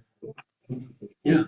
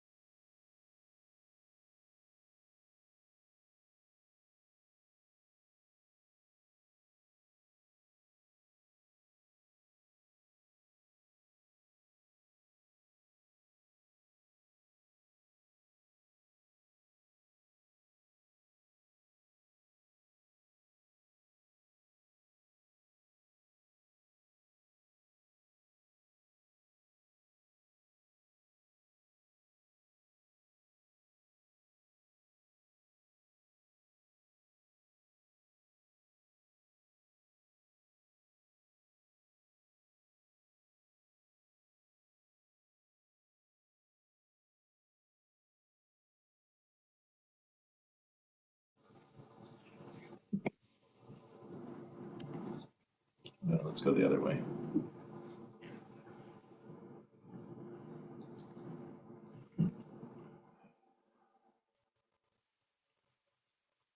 You just want to repeat that. All right, if you're ready, we'll now hear the staff report. Thank you very much. So Laura LaRock presenting this one. So this application before you has 3 different applications as well. The application here is called a major modification. That's a little deceiving. What's considered major in this case is a 10% increase in building size. So the actual addition is only 540 square feet, classified as a major modification. When we review modification applications, it just directs you right back to the site design review criteria. So while you're seeing this terminology in this application type, you'll see criteria and findings on a site design review. The other application is a 3-part variance and also a floodplain development permit. This one.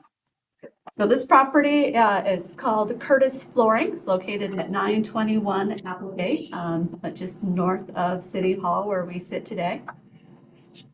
As I mentioned, this is a quasi-judicial planning commission decision. So again, staff would usually review a major modification and floodplain development permit, but these applications have been elevated to the planning commission because of the class 3 variance.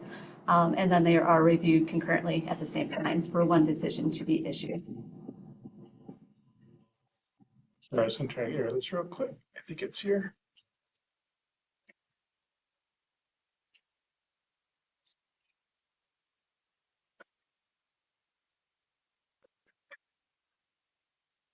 Nope. That's okay. It's distracting.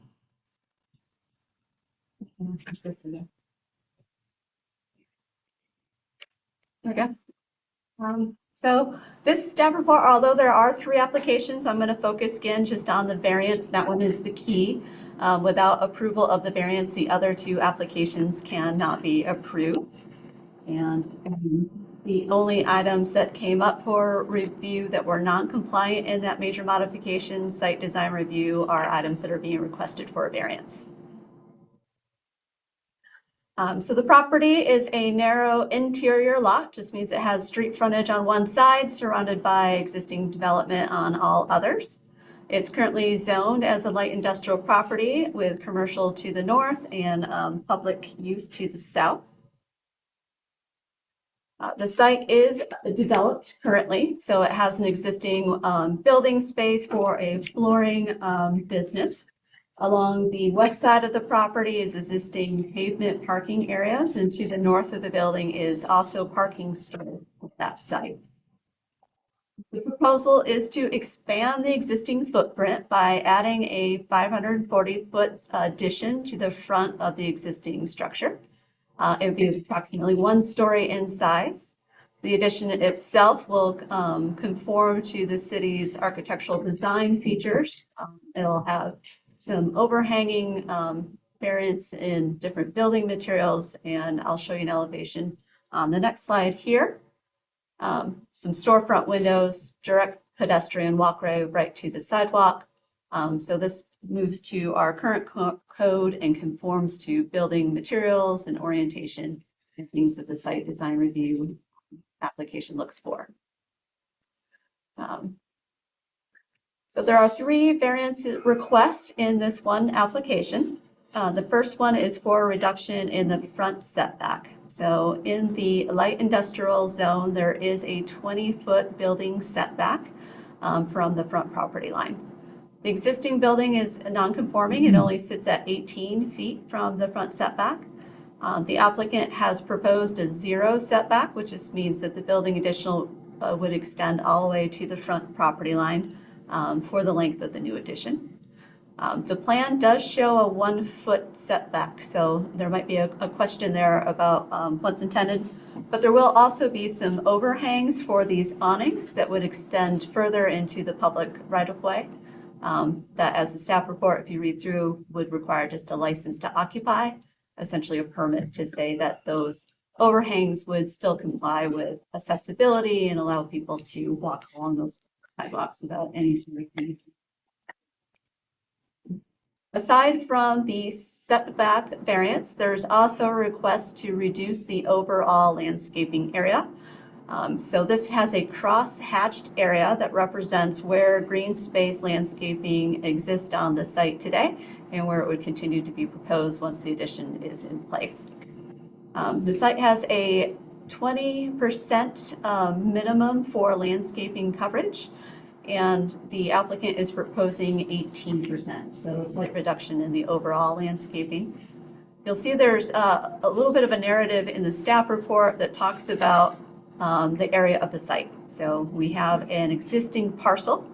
Right next to it, we have what was an alleyway that wasn't improved. The alleyway was vacated, and that just simply means that the alley was converted from public property back to private land.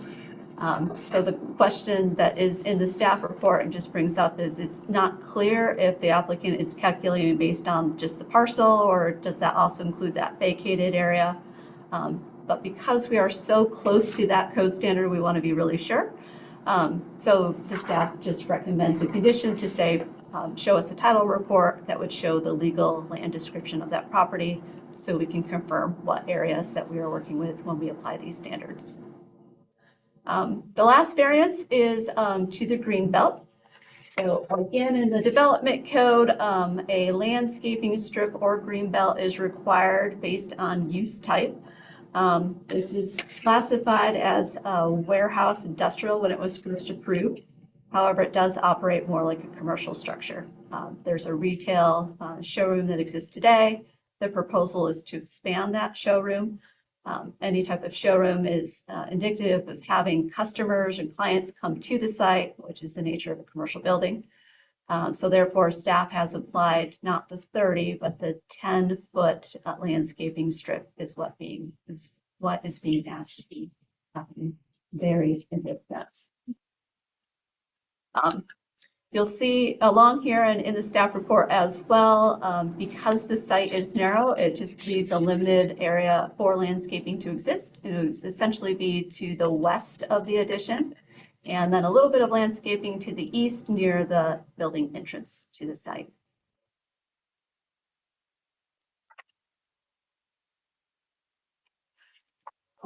In the findings, we can go through there. There are actually 6 different variance criteria. The applicant, through staff's analysis, was found to meet 3 of the 6. And I will highlight the 3 that were found not to be met.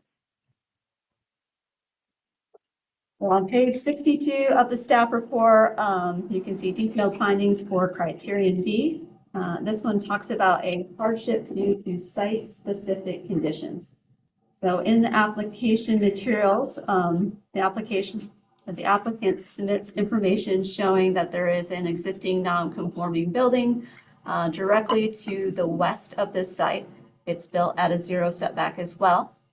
Because this site that is the subject site is not very wide, has very little street frontage as well. And because it's located on a highway, you have to be quite close to that building before you're actually able to see the front of that building. So the intent of doing the addition is to add more visibility by bringing the storefront closer to the street. So when motorists are driving by, they can see it slightly sooner than they can today. There's also justification in the application materials that this site is another one that is intended to be rezoned from light industrial to a C2 or commercial zoning in the future. The applicant states that there is a difference in setbacks. Staff would conclude that there are. So the C2 zone does not have a building setback. However, the green belt landscaping strip distance still applies. So that one might be a little bit confusing, but there's 2 code standards. One says that the building, if it were to be in commercial zone, could be oriented to the front. However, you have another standard in the code that says even though there is a minimum setback, you still have to conform to this landscaping strip. So regardless of the zone, industrial or commercial, this greenway strip still applies, and it would be the same distance in this case. So And then other factors, it points to some policies in the comprehensive plan that talks about having successful, viable businesses in the downtown area as these hardships. So the reason staff has concluded that this criteria in particular was not met because the code itself does state site-specific conditions. So typically that would be something that has to do with the site itself, such as topography, some sort of natural resource. Other examples in that one. On this particular one, the hardship that may exist is that the site is already nearly full developed and there's not a lot of options for a building addition to be feasible. However, that was not included in the application material, so perhaps the applicant could talk a little bit more about those constraints.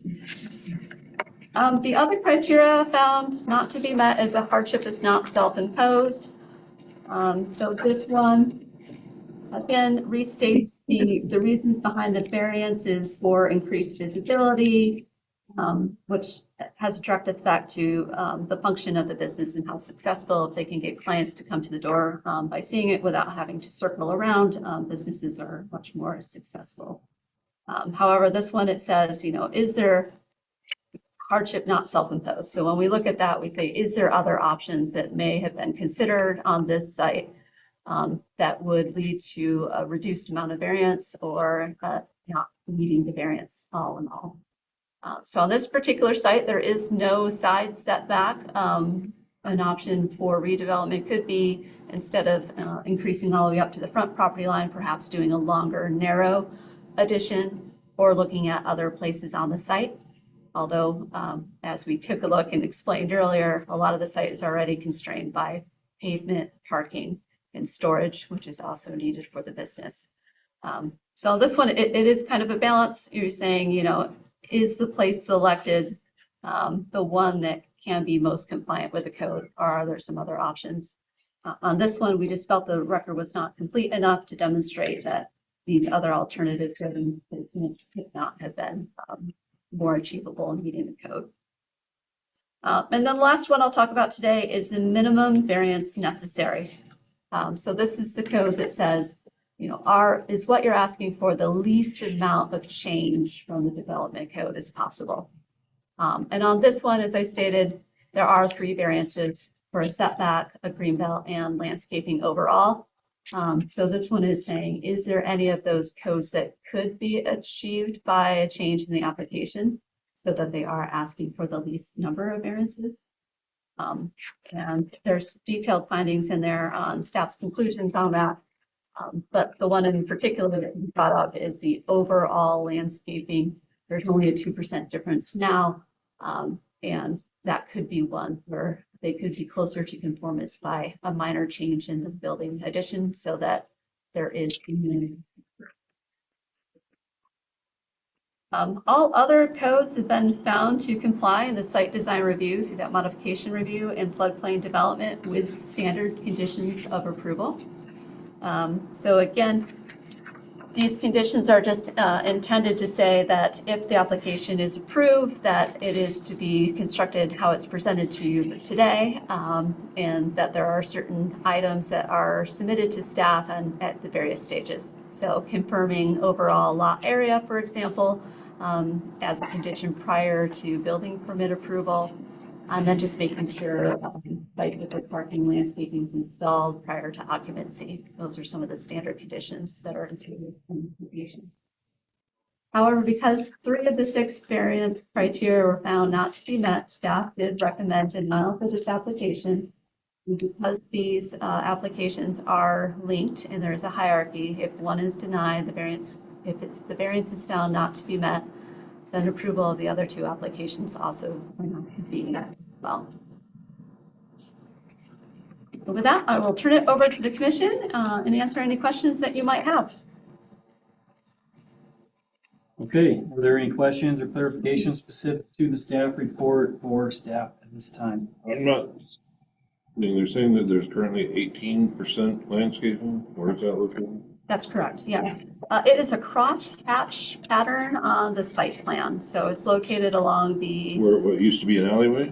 yes, what used to be an alleyway, a little bit on the north side of the property, and then there is 1 foot in front of the building addition. 1 foot in front of the building, so that's the crosshatch. Then Crosshatch. we're counting on the alleyway. But now is that, that's the full width of the alleyway, right? That is being representative of the applicant's portion. So when the alleyways are vacated, typically half goes to each abutting Right, property but owner. that's showing 12'4". That's not half the alleyway, that's the full alleyway. This one, We were seeing 12.4. and this ties, Your statement, your statement is correct, that rapidly growing percentages are correct. It's actually 6.2 feet. Yeah, So you are correct. so it would only be the hash mark there, Yeah. the dotted line, But to the left of the dotted line, not to the right of the dotted line. Okay, I apologize. yeah, and that But is, the overall percentage is still consistent with the 18%. the applicant can address that during their proposal or their presentation, but there is a condition to clarify this, so it simply just needs a legal description submitted, usually through a title court process prior to building permit, just to confirm those are accurate. Okay, so we're also including, property on the back, on the very back, behind the parking lot? Would be called landscaping? That's also shown on the site plan, correct? There was a alleyway along the north side of the property as well that was vacated, and then over time, there was a property line adjustment that changed some of those boundaries. But currently, I'm not sure if this is the right time to ask, that's all, the parking lot's surrounded in chain link fence. So that's not gonna be anything that would be seen from the site here, any landscaping. Does that matter or weigh into it? So there's two codes. One just says that you generally need to have open space, green space on your site. So there's an overall area that you need to have on That's site. the 20%. Yeah, even though it's not visible, it's just allowed to have a little bit of space and so that all parcels aren't completely paved or built out to the property lines. So, And the second requirement is the 10 feet of the green belt strip in the front of the property. So there's two different provisions. The 10 feet landscape strip or green belt strip can be part of the total landscape. But that total landscape is where there's the 20% required and 18% shown.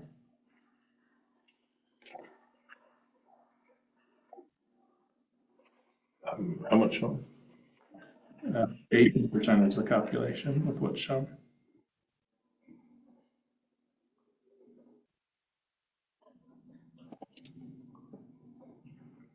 But under current code, 20 feet is required because it's zone light industrial, right? 30.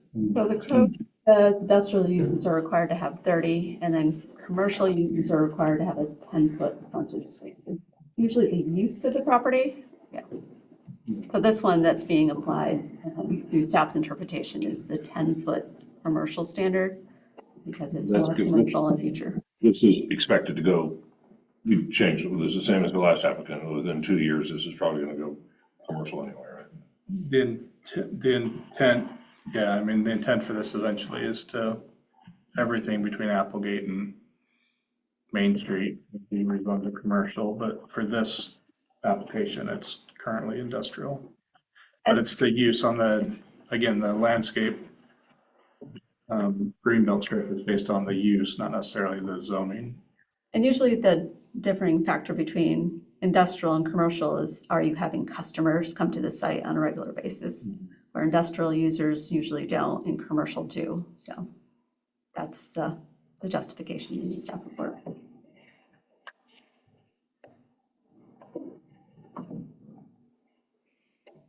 What I don't see on the site plans is the existing sidewalk, but staff findings, pedestrian connections,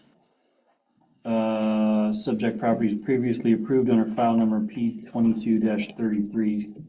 Sites develop direct access from the public sidewalk along Applegate to the building, parking access driveway. The site includes a curb-type sidewalk, no separated internal pedestrian pathways or designated walkways.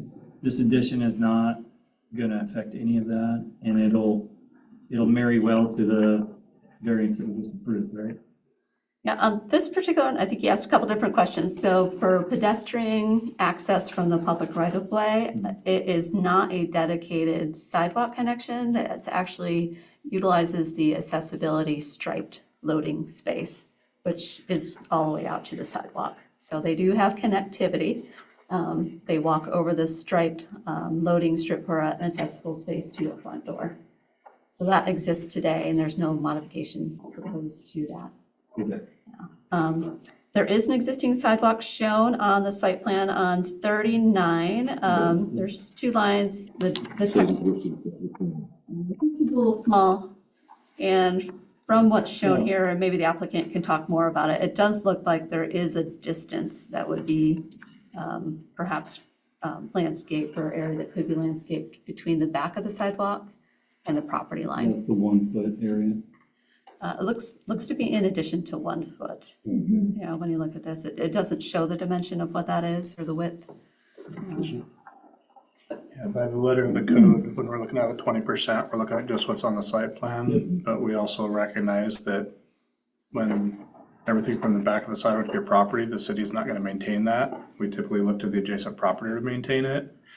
And so where we can, at the staff level, we try to give credit from that, but when it's coming to the planning commission, we're really just looking at what's on the site plan. And if there's a variance that's requested, like tonight, it's an additional thing you can consider, but not necessarily something that you would give them. I mean, you can give them credit for it, but we can't legally give them credit for it. It's not their property, right? But I try to be reasonable, and like they're gonna improve that and maintain all of that.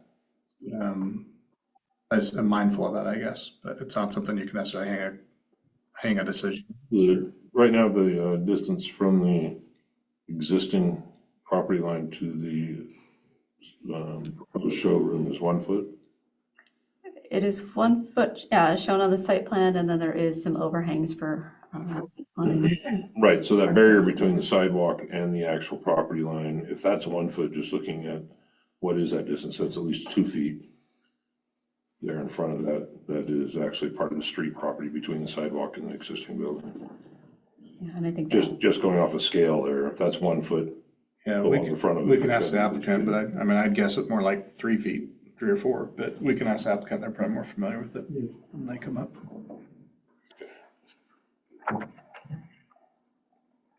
Question. There seems to be several non-conforming or grandfathered buildings along Applegate, and they all, and as we learned in the last presentation, you know, there's challenges with that, right? To have that kind of uniform look or particular look, or I'm wondering if that is a concern of staff and in future editions of the comp plan and zoning, if that is hoped to be addressed. And this is potentially one of the concerns that you had with this application and its denial. Yeah, so how Non-recommendation. non-conforming structures are usually, it's a matter of time, right? You implement a development code and then you anticipate development happening at some. So for the non-conforming building, if it were to come in for redevelopment, the code would say it can't become anymore. So typically, these structures that are not built to the letter of the code today, if they were to redevelop it, would move closer to the code over a period of time. So it is a long-term vision when you take a look at these, because you don't know when or if these developments are ever going to change over that period. It does start to create kind of a trickle effect, right? Because if you're moving to a non-conformity, and then the next person moves down, and then you start to shift the overall intent of the code. So I think that was one of the concerns there, is you want to be able to balance the code with the development that's out there, and then knowing that some properties are going to take years and years before they ever redevelop or change into a different use. Yeah, and I'll just add to that. I mean, I hate the thought of, we want to stay within the applicable period today, but I hate the fact that we would deny an application today that a year from now could be approved, right? Or the fact that we could approve something today, and by the time, before it's even built, we would have different standards in place. But the reality is, it's point in time, right? And so it's difficult to look too much in the future, and from the staff report, we really can't look too much in the future and say future this, future that. So approve today. To your point, I'm looking at page 65, I think is where we looked at that analysis on kind of that hardship imposed. To me, that's kind of the point there is, you know, they didn't build the building next door to them up to the back of the sidewalk, but yet it is there. We can't technically take that into consideration, but how much of that is self-imposed versus not? So the planning commission can kind of weigh that out on whether they believe that this is self-imposed or not. But you want to go back to kind of the criteria and what we're looking at here. And so, you know, I think there's room for discussion there that the planning commission can have, and I would recommend that you have that when you get into deliberation. But the self-imposed rule is what it is. It's a hard one, but I think that we'll hear from the applicant on that issue as well. Along those lines, could you help identify the three criteria that do not comply and which page we can find them on? Yeah. I think the first one is 52. So first one is page 62. Okay. Criterion B. Midway down, hardship due to a site-specific condition. And then the other two are 65, criterion B, and criterion F.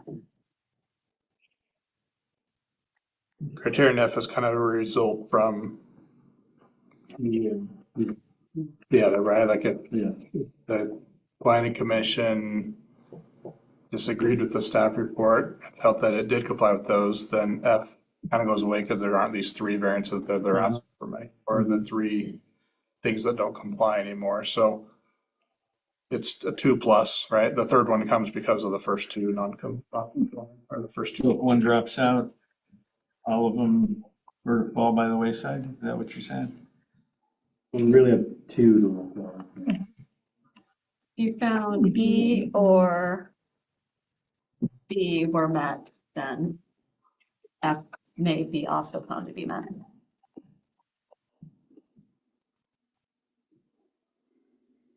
And going back to what Tim was saying in the last hearing, that why did they place the building where they placed it, and to create this need for a variance, like why is this addition placed where it is if they've got 18 feet to meet or to comply with the code? Why did they make it an 8-foot long showroom, right? Or 8-foot deep showroom, or whatever that might be, right? Yeah, I think that's a good question for the applicant, and I say it with a little insight, just conversations with them, but I don't know we got that directly recorded in what they'd submitted as far as why, other than the concern about the view from the street, right, and being set back so far behind that non-conforming building. But I think that's a good application, or a good question for the applicant when they're up on dimensionally, reason-wise, like why is it coming forward versus back? Is there some other reason other than that visual component of it? So I don't have an answer for you, but it's a good question to hold.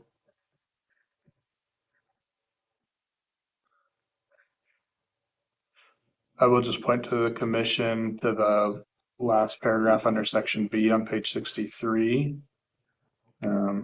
And I won't make Laura take the credit for this one because I think I added this language in here, but it says the record does not clearly demonstrate the hardship exists, which is peculiar to the property or beyond the applicant's control. Criteria B is not clearly satisfied, but may be considered sufficiently satisfied if planning commission prioritizes street fronting buildings with minimal setbacks and code compliant building materials along the highway over landscape green belts. So again, we've got some conflicting requirements here. So depending on where the planning commission puts the value, we could not, we wouldn't fault the planning commission for seeing differently than what staff does. I think staff's job is to go by the letter of the code. With the variances, there's some leeway, right? There's some interpretation and your impression on how non-compliant is it? Is it more compliant than not? Do we have values on what's more important and what's more important that they comply with? So that paragraph just kind of sets up the conversation of, Is it more important to be compliant with this desire to have visibility and be up close to the street, or to preserve the green belt and have all the landscaping up front that the code requires? So kind of conflicting parts of the code there, as Laura kind of pointed at earlier. The code does kind of conflict itself. We don't require the setback, but yet the green belt strip's required. So where does the planning commission place value in those two items? Yeah, and I mean, we did just approve that variance where the city was asserting that the hardship is due to the existing non-compliant building with a 0 setback on the corner of 8. Does the city feel like they fairly applied that here? This one's, I'll let Laura speak to that a little bit, yeah. Well, I think this one's just a little different, that there wasn't as much information given about the operation of the building itself and the operations surrounding access to and delivery and storage and some of the things that were a little bit more prevalent in previous applications. I think that's what was missing here, but it doesn't mean that that may not still, that there may be a good reason for that. We just didn't receive from the applicant. So That might be a good. might be a good question for the applicant. And I would just second that. I mean, if you look at the timeline of these, when they're submitted and processed, there is, time is of the essence to submit and get these processed. So, the applicants had 7 days to take a look at this. There may be more information that they'll want to add to the record tonight that's not included already. But this is just based on the initial application submittal. So there might be more information that you're presented with. Okay. Any other questions for staff? Okay, is there any additional correspondence beyond those items included in the agenda packet? No, we're not. Okay. We will now hear the applicant's presentation. Good. As Chris stated before, please state your name and your city or business or residence. Evening. I'm Kyle Curtis, owner and operator of Curtis Flooring, and owner of Curtis Properties, which owns the property next door to you here. I'm going to give my name. Timothy Malott, I'm the designer of the project. Go ahead. Okay, I wasn't sure what you guys would have in that packet, so I made you up some papers here to look at, because I wasn't sure what all you have, but here's some pictures to go along with what you got. You guys, some cute. You can share one. Oh, yeah. Oh, I printed them out. I The- killed lots of trees for those evidently.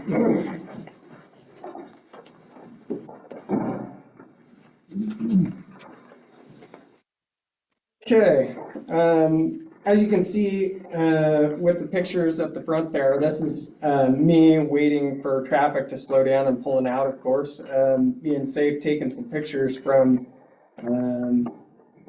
9th Street there headed east, where the current building to the west of us is built out to the sidewalk with no setback. If you look at that second page, it takes, I'm almost past that building before I can get a clear visual of who we are and what we are, So that being said, the next page, is 10th Street. From there, you can't really tell where we're at all, what we are as far as a storefront or anything. And then the following one is almost in front. I think we do have a hardship here in the case that we have 2 corner lots that surround us, and we're a small, skinny lot in between with a building to the west of us that is built right up to 0 setback almost. There's actually 4 feet there. And if you look at the next page at our elevations there to address the setback there, we have in there a 0 lot line setback or a 0 setback, but actually when you go out and measure from the front of our existing building to the sidewalk, we won't be coming all the way to the sidewalk. There'll actually be 3'9" or 4 feet of landscaping in front of the building there. That'll go the full length, so that will add to our landscaping buffer that will probably get us to that 20%. As far as like hardships go, like that building to the west of us, that blocks visibility big time. I had a customer came in today, and mind you, this happens constantly, that came in today that parked in your guys' parking lot and walked his family across the street because he drove by our shop because he didn't see it till he was passed. We've had 3 people just this month that have complained to me about that. One person sitting on your committee drove by and had to do a circle to come back to look to see where we were actually, so if we had a corner lot and we could probably have your 20 to 30 foot setback there and be plenty visible. I could, put a storefront windows just like we have, we designed that to look nice, comply with the city code, and building materials and everything. But with us being stuck in between those 2 lots, the shop next door, he has 2 streets, 10th Street and Applegate, that visibly show him, and I think they said that the one building blocked their view, but they actually have 2 accesses to be visible, and where we don't. You can't see us from behind, you can't see us from the side. There's no way to visibly see us, so building wise, we took our design into aspect, we can't really go up. That is gonna cost us more money to go up and build up. If we did a long skinny out to the side, that's really not gonna do us any good. We have big displays. If we built it out 4 feet and our display barely would fit in that 4 feet, then there's no point of that long, narrow strip. Plus, then we're gonna start running into fire code and everything else if we try to build that clear out to the property line. Probably cost more money for all of that building than to just bring it out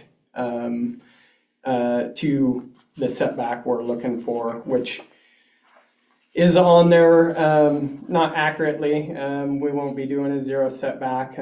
Like I said, if you look at that level partition, I went out and measured this morning, and that's at least 3'9" from the back of the sidewalk to where we would like to put the building, which then would kind of take out of play the overhangs as far as over the windows and the signage being in the public right of way. That'll be back far enough to where it may be intruding on any of the wall.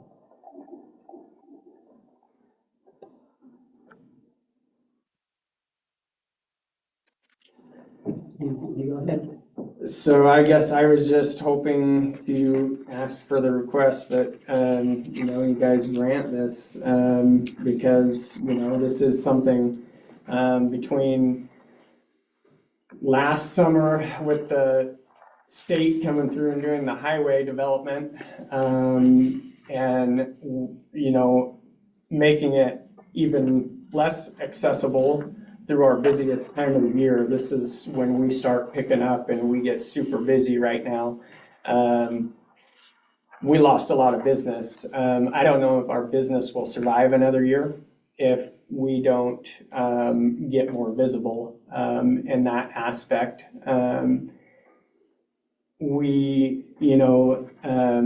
Like I said before earlier, we lose a lot of business, I think, because of this not being out where people can see. Because if any of you were going into town to look for flooring or anything else, go to a hardware store and you're driving by and you're already past what you're going to do, you're going to go to the next one. You're not most likely, the odds of you turning around are pretty slim. You're going to go into Corvallis and pick up what you need,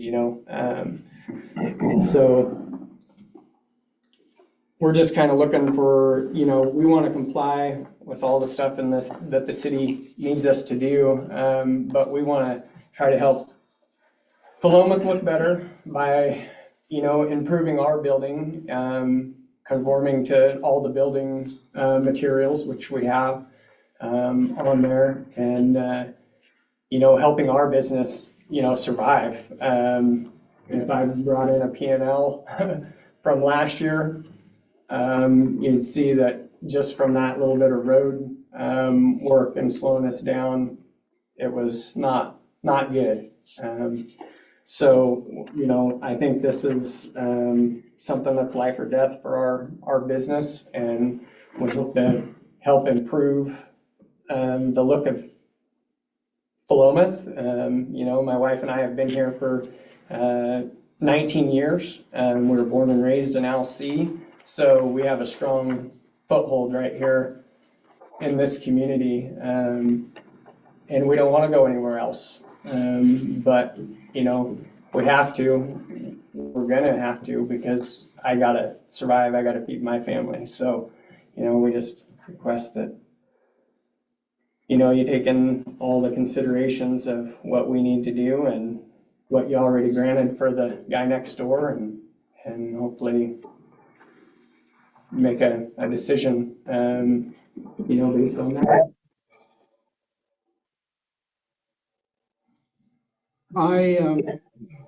Can you please pull up the original application? Because there's some critical information that staff has commented on that was in the original application, but not in the package. And I think it's fair that we sit down and go through and address some of these issues that were implied, were not originally addressed. And if they weren't addressed in full, that's our responsibility to address it in full. Let me give you a little bit more history on this. We did not have a planning meeting on this project per se. This project started end of last year. We had several meetings between Kyle and myself, either together or separately, had several meetings with the city manager.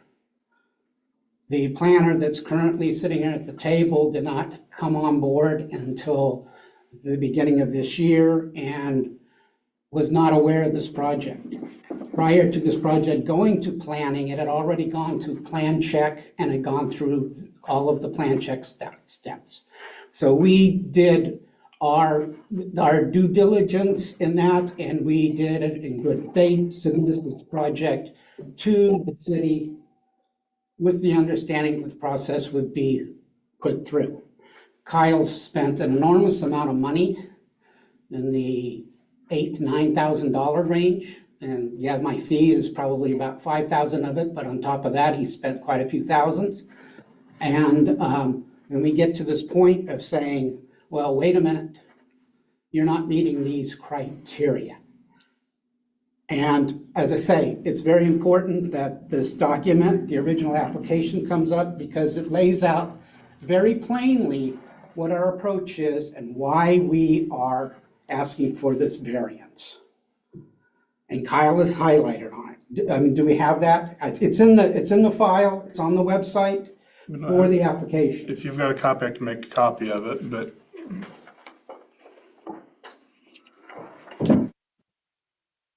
Because I think we need to go down through this in detail. It's the attachment that was included in the original application. And I've laid out fairly straightforwardly the thought process of how we've gotten to where we're at, and then we can address some of the other issues that were brought up at the earlier approval, the project that was approved earlier today.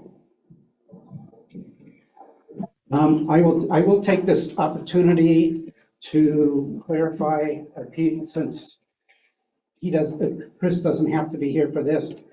I do have an opportunity to clarify. I have the statutory warranty deed for the property in front of me, and that this strip of land of 6.83 feet along the north and along the east was part of the original deed that was received by Curtis Flooring dated 7/20 of '22. So the question as it relates to those two alleyways, that should put that question to bed. No, it's just saying that half that alleyway belongs to that property, right? Not the whole alleyway. 6 foot 10 inches of it, 6 foot 10, that's half of it. yes. I don't know, I can't remember what the whole width was, but 12 foot. 6.83 feet, which is 1/100 of an inch more than 6 foot 10 inches. It looks like, my eyes are bad, it's either 12 foot 9 or 12 foot 8. Well, that was the overall, Yeah, but the overall. this is the actual legal document Right. that drawing was based on, with the exception of that. This is a meets and bounds survey showing points, bounds, meaning the angle, north, such and such, east, and the length. And it's a closed survey that closes the piece of property. So it was not deeded by lot number so-and-so within the city, it was deeded by the actual perimeter of the property. Is that why the square footage of the property there's discrepancy between what staff said and what you guys are saying? What staff said that is correct. If you go into the county assessor's office, which is usually where I go first, the number that staff uses is from the county assessor's office of what the piece of property is. What the legal description of the property is the one that I'm giving you here. They are in conflict. And I would venture to guess that the tax collector knows real well what the square footage of that lot is, because they're going to get their taxes on it, whether their website is accurate or not. And their website's got the disclaimer saying this is not for meets and bounds or survey purposes. This is for general tax purposes, that information and the assessor's maps, which I spent quite a bit of time in. And in reality, where I got this title report is off the assessor's website. It's linked out of that map, is where the title report came from. Thank you.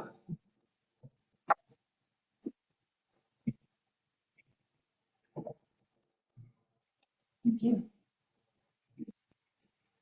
Yes.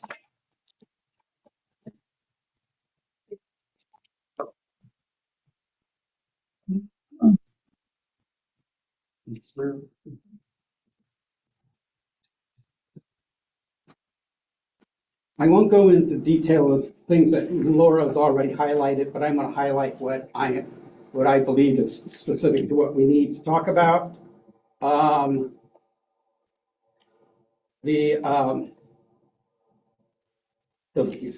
will probably start at the bottom of the page where I talk about the narrative, which was required to be part of the Philomath Comprehensive Plan, updated through Ordinance 871, 11/14/2022, lists the goals for further development of the city.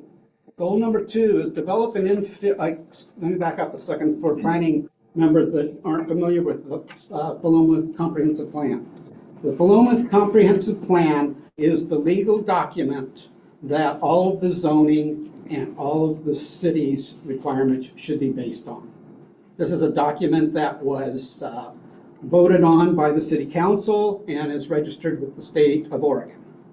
So this is the legal document for the city and how the city conducts business as it relates to land use and other issues.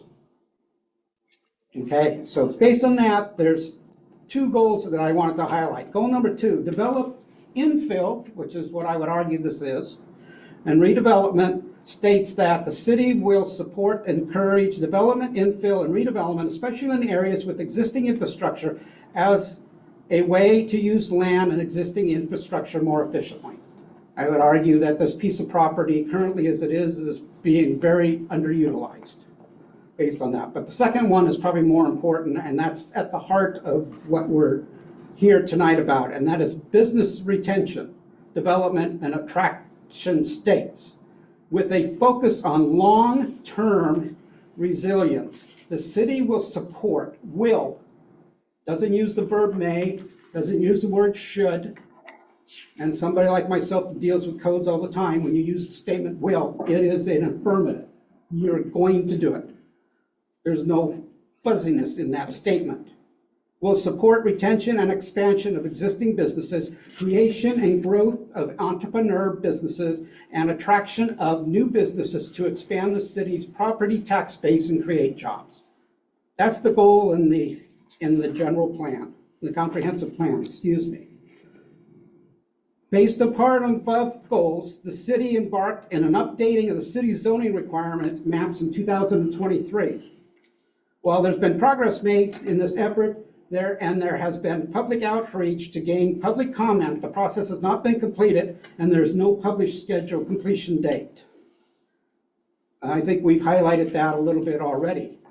The location of the lot is currently, as we've said, is in light industrial, along with those on either side, and there's C2 to the north. And if you look at the map there, you can see in brown, that's the current zoning, image number 1.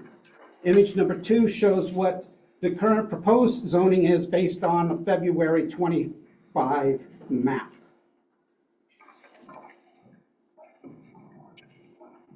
And the next paragraph, we talk about while we've been engaged in this in a year, we have had multiple meetings with the city, and it was intended that when we got to the point to submit the plan check, that this would made C2, and that was the intention all along. However, time got away from being able to complete that process, and with the client here having to have a financially viable business, that time has come and gone. I think the second to the last paragraph is key to his business. He supporting a thriving business, a street presence. If the business cannot be seen by the public passing by, that is a major disadvantage. This results in lower sales traffic, and the result makes viability of the business in question. And I would argue that this business is in question. And I think Kyle has talked around that subject to this date. We talked about the setbacks and the non-conforming. But if I go down to image 3, you can see the shaded is the property we're talking about. To the east or to the right of that is the shop, which we just talked about this evening. And to the left of it is the notorious building that's on the property line. That building was built in 1977. The building that Kyle is in was built in where's my notes? Was built in 2005. There doesn't appear to be any realistic expectation because the family that owns that piece of property has paid for it. It is a cash cow for the family, and as long as it passes down through the family, there would be no anticipated future of that property being redeveloped. It would not be financially plausible for those owners. And Mr. Curtis has made inquiries to purchase that property and has not gotten anywhere with it. So I think the argument that this is a temporary thing that won't go away in the long term is slim to none. Then I have a following. It's a series of photographs taken at a vehicle moving 25 miles an hour, covers 40 feet per second. Okay? So when you come down the street, image number 4 is at the corner of 8th Street. 11 seconds later is image number 5, and you can see the banners that Kyle has put out there in order to try to get business and visibility. So that's 11 seconds after exiting that corner. 2 seconds later is image number 6. Okay, now you first can see the building. And then 2 seconds after that, you're already past. So what's configured there, as we're talking about our hardship, is that there's a 4-second window at a vehicle moving at speed limit down that street to be able to observe the building. I would argue that's a significant hardship. And this is why I take exception to the statement of staff saying that we did not provide a full application. In conclusion, I would argue that it is a hardship to the owner.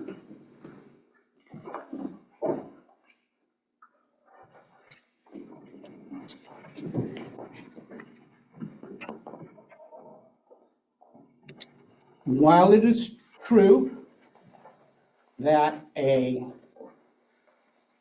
C2 setback is 0 lot line, and we are asking for a 1-foot lot line, approximately. That is based on the current planning code, which I put planning for C2, which I didn't check the date. In 2020, the landscape code was updated.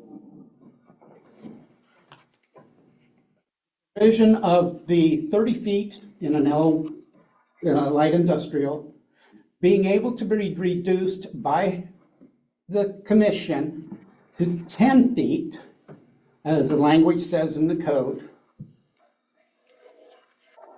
All is post-date from the building setbacks. I'm a designer. I don't know if anybody else in this room designs buildings or does projects on properties. When you go to a zoning code, you go to the zoning code, and the first thing you go is a piece of property zone, light industrial, residential, commercial, whatever it is. You go to the section on, let's say, C2 in this case. It's going to tell you the setbacks. It's going to tell you the lot coverage for the building. It's going to tell you the heights and the number of stories. And that is usually your design criteria.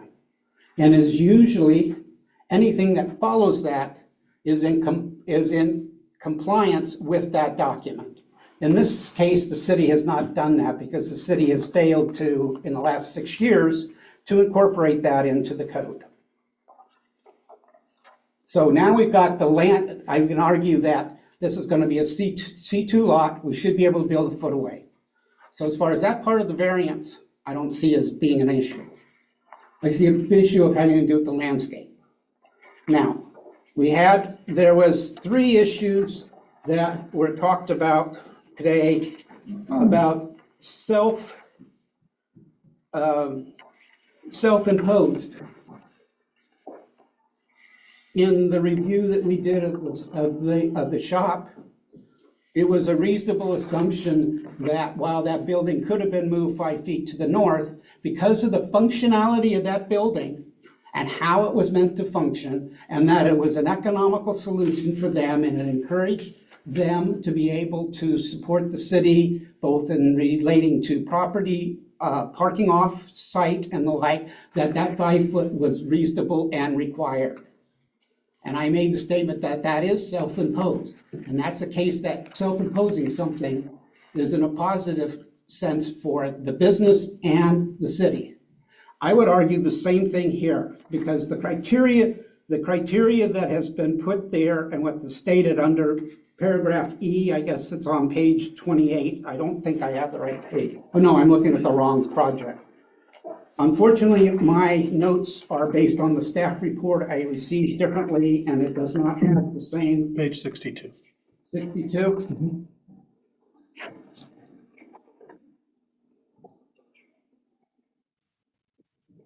65 is the self-imposed hardship. 62 is the site-specific condition hardship. Yeah, and I gotta find it on what page I have it on. I apologize, because once again, I was gone and I did not receive I received the staff report separately from the meeting. Page 22 of the staff report and 22 and 25 of the staff report. Thank you.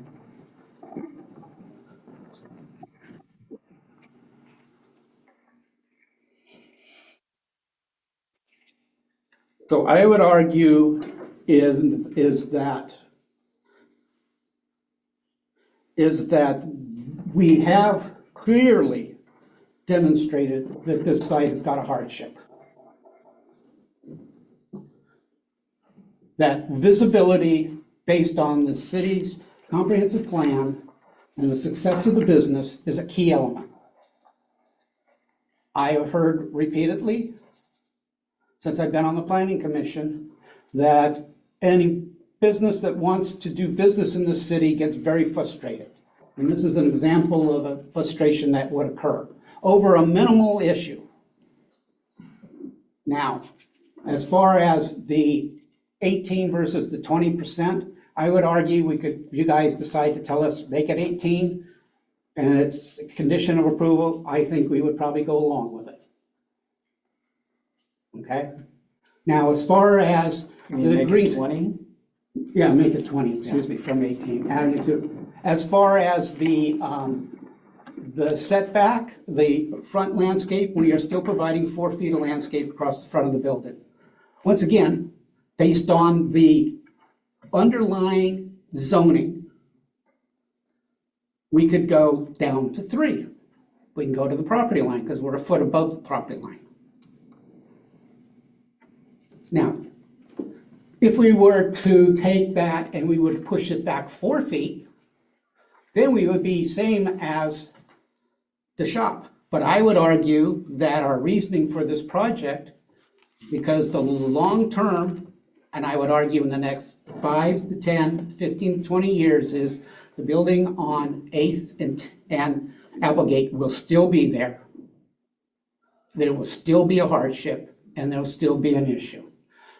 If there was any question that that building wasn't going to be there, I think it would be more than fair for the planning commission to ask us to move it back 4 feet. Now, I'm not sure if you guys have any other questions. I'm sorry I've spoken a lot and I've thrown out a lot. That's, yeah, very thorough. Thank you for your presentation. Are there any clarifying questions members of the commission have for the applicant? I think first question I have, just to clarify, so that it's clear, what's the specific reason that the building couldn't be built out to the north? Because our main issue is having to do with street visibility. It's not a square footage issue. Okay. Okay, we're pushing it out to the front. The existing building is 36 feet wide. We're pushing it out 30 feet wide in order to leave a nice entrance and provide the architectural detailing that the city wants for the Timbertown theme. So theoretically, we could have pushed it to 36 feet wide if we were looking for the maximum amount of square footage. No, the issue here is street presence. First, foremost, and complete. That's it. And not being able to have that street presence is the hardship. I have a couple of questions. So kind of back to the rationale for the size of the addition, and Kyle touched on that briefly as far as the size of display models and whatnot, but and doing some calculations, if we reduce the depth of the new addition from 18 feet to 15, you lose 90 square feet, and it's a 450 square foot addition, and then you gain that space from the sidewalk to the front door. So just wondering what the rationale is for the 540. Is it, and what's the purpose of that particular The dimension? 540 was because 18 would bring us too close to the property line. I designed buildings to try to make them economical. And as a result, the building was designed because the trusses are going to be at 2 feet on center running east-west. I set it at 18 feet. I didn't push it all the way to the 19 feet because then the cost to add that additional foot would not be recovered based on the constructed value. So there was some logic into the 18 feet. Okay, that makes sense. Thank you. And then, so if I'm understanding this correctly, there's still about 3 feet 9 inches of space between the sidewalk and where the front door would be. Where the front wall of the building, because the front door is actually on the west. On the west side, right? Yes, but the front wall of the building. So in the staff report, I believe there was no mention of a connecting sidewalk from the sidewalk itself, or like a walkway to the front door. It currently You're is gonna not. Is that part of the plan? At the moment, it is not. It is something that could be added, but we would have to Because I trade off think- landscaping I think space. the idea of having it more street facing, have, that kind of, in my opinion, is the walkability right? And we're trying to create streets that people feel comfortable in. This slows down traffic. It does all of these things. But there is definitely need to have some type of connection to the space rather than going through a driveway or kind of I think it's a safety thing. So that would be something that I would like to have included. If I would respond, I don't think we would take exception to that being put in as a requirement for approval. With the understanding that that would take away more of a green space. Right, but it's, green space versus connectivity. Yeah, but I mean, if that's really the foundational issue is like that 18% is that's the variance, right? That's one of the variants. One of the variances. So, Yeah, I think we just need to redo the calculations because this 3 feet 9 inches is a whole new we can't calculation. calculate it because it's not part of the lot. Right, well, I'm just saying that the 3 point, so between. If you included the city's right of way, Oh, that's what you're. then you would be over 20%, but we can't include that. understand. So it would not help us anyway with Okay. Kyle, like dimension Kyle gave us. Along those lines, the city also can't really require you to do anything with that 2.5 feet, but what is your intention to do with that? For the landscaping there? Yeah, just that, I mean, your 1 foot strip that's on your lot, but also the rest of the space between your wall and the sidewalk that the city's already, said that they have no intention of maintaining. So that's like your space to maintain. What do you think about doing there? Well, visibility wise, I wouldn't want to put anything huge, no trees or anything, but some small shrubs, whatever you guys would allow, or yard space, anything right there to make, the curb appeal look better than a pile of rocks that's sitting out there right now, So yeah, I mean, we could put anything in there really, and maintain it, keep it trimmed down and nice in front of the building there. So the bottom line is you're saying we would landscape it. Yes. And I need to clarify something. We are gonna be required to put 1 tree, but we can put that 1 tree at the end of the property where there. There is 1 tree is required because of the length of that frontage in the landscaping code. I thought the staff report said that there couldn't be any trees there. There is area to the east of the building. To the that could be east side? Yeah. So that's what you're saying, the tree would be required? Yeah, we do have Within to, any of the green belt, the tree would be, excuse me, within any of the green space area, a tree would be required? not along the street. Along the street. A tree is required. Okay. So we would be required to put a tree in that vacated alley area. Okay, I see. Does that make sense? Yeah.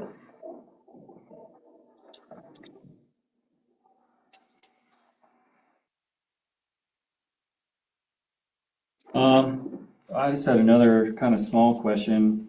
On your partial west elevation, I see you have a nice hanging flag sign, and right next to it, an LED signboard. Why 2 signs right next to each other? Well, the LED would be something we put up there to, advertise like different sales or products that we have, so people can see that as they go by. Yeah, kind of an attention grabber. Yeah. Yeah, gotcha. Yeah, and that's in the plane of the window on the west where that's at. And this, the other sign is halfway down the side of that 30 feet. So they're not in the same plane.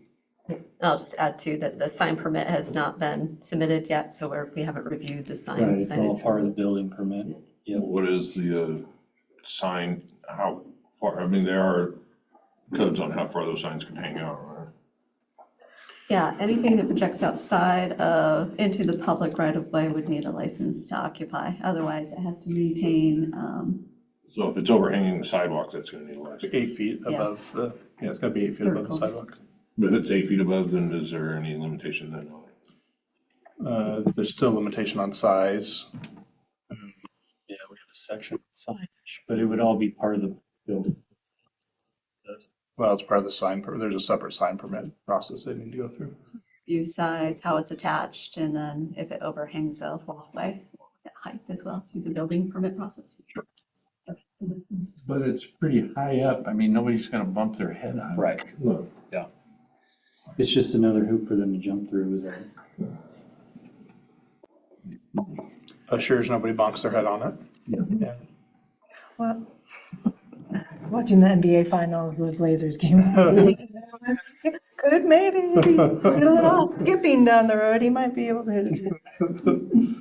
Pardon me, but I guess I'm a little dense, but when we're talking about decorating things, the landscape stuff, we're talking about along the street here, right? We're talking about the entire area that's shown as landscape is gonna have to have some type of vegetation on it. Including at this, in front of this partial west elevation? That is the requirement. for Yes. code. Really? Yes. Yep. Yeah. So this is part of the variance, is that they're encroaching in this green space that's required by code Yeah. because of the extension. But code also requires that on the plot, they have a certain percentage is green. So this is the usable space that they're declaring, this is our green space. Except our encroachment is gonna decrease it beyond or below the code requirement. So they need a variance for that. And they're all layered and connected together, so we just we're approving or denying the whole package. Right, understood.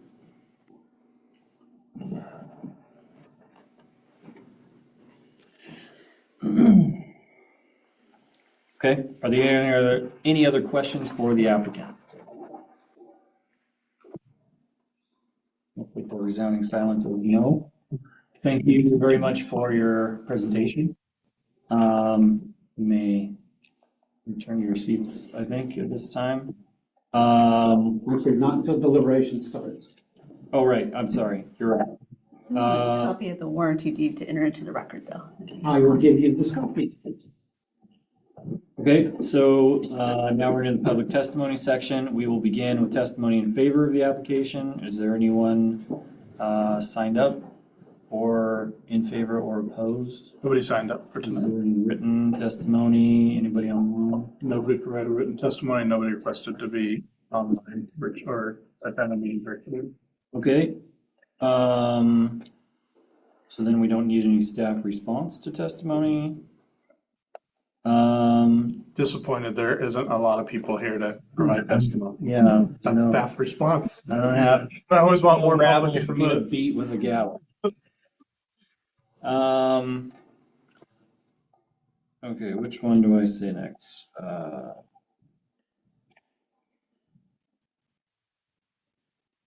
You can go to staff response testimony. Commission has any additional questions? Staff. Yep, does the commission have any additional clarifying questions of staff? Well, I guess my question would be in light of the applicant's testimony, do we need to amend any of these findings? Probably better after deliberation. I mean, what is the staff's take on that? Staff report is completed with a recommendation already. So if the testimony that you have heard tonight has changed the outcome of the decision at all for the commission, we want to amend the findings to represent that, to support whatever decision outcome you come request. I'm kind of seeing now why we might want to amend.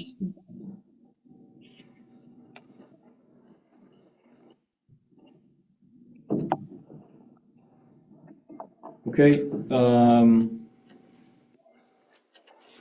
so any questions for the commission, for the staff? Additional clarifying question? Just to confirm that part of the conditions, if we did want that sideway connection, we'd add that to the conditions, or that's something we'd include in our motion to approve if we chose to approve it, or a motion to amend.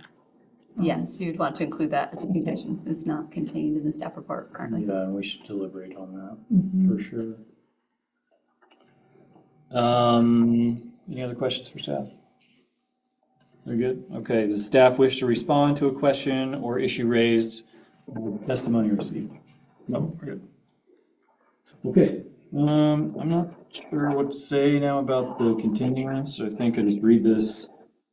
You need to state that there's been no request for a continuance, and there's been no request to leave the Yeah. record open unless anybody on the planning commission feels like they'd Yeah, like does to. anyone have a request for continuance or to leave the public testimony open?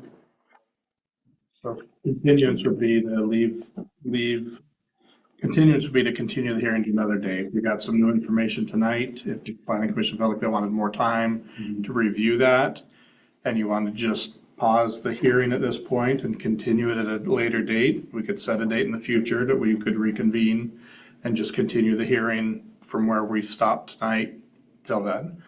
So that would be a continuance of the public hearing.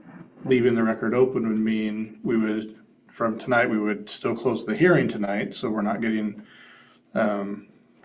we wouldn't accept additional testimony. Well, sorry, that's not true. We wouldn't continue the hearing, but we would leave the record open. So we close the hearing, but the record's left open, typically 7 days, 10 days, and that would provide any member of the public to provide additional comments to you for you to review prior to going into deliberation. So that's continuance of the hearing. We stop right now, we pick it up whenever we decide, or we close the hearing and we leave the record open so additional people can testify or provide comments. I'll just say, generally speaking, for the hearing, it would be like if a lot of additional information was given and you felt like you needed more time to think about it before you came into, or before you continue the hearing. If there were a lot of people here and a lot of people didn't have time to testify and you wanted to allow for more time to testify, we could continue the hearing at a later date. For leaving the record open, that would typically be if, again, people said, well, I have more information about it, I just don't have it with me, but I could provide it to you tomorrow, right? So if we were to hear from members of the public or people testifying or even the applicant, if there's more information I'd like to give you, I just don't have it available, leave the record open, then you could close the public hearing, leave the record open a few days, receive that additional information, and then we would continue with deliberation when you met again. If you don't feel like either of those things have happened, if we've not heard that from the applicant, from people that have not provided testimony tonight, neither of those are necessary. And I just take a little bit of time because I know we've got some new planning commissioners and we haven't really gone through all of those procedural questions yet. So I apologize for not doing it in the first process. So I guess my question, and like I said, I'm new at this, but it did seem like you said that the original, unless I heard something wrong, that the original application did not meet the criteria of hardship, and they felt like they did not get that part across correctly, and that they would like to rewrite that. And for me, this whole thing seems like it needs to get we need to continue this to a later meeting. That's my opinion. So you're requesting a continuance? I think that if we request an amendment or a change to the staff report, then that also gives us a continuance. So I don't think we need to request a continuance. I think we can request to amend the staff report, and then that gives us, No, an amendment is just a motion. It wouldn't automatically mean a continuance. yeah, I thought that's what they should. Ask the applicant to submit revised application material, or you can write a condition to say, when they submit for a building permit, it must meet these conditions. Yeah, so you can just put a conditional approval on, if you were to do an approval, you could add conditions in there that says prior to building permits, these are things we need to see in a site plan that gets resubmitted to the city, but it wouldn't necessarily have to come back to the planning commission for you to do that. So you can approve it with conditions would be fine.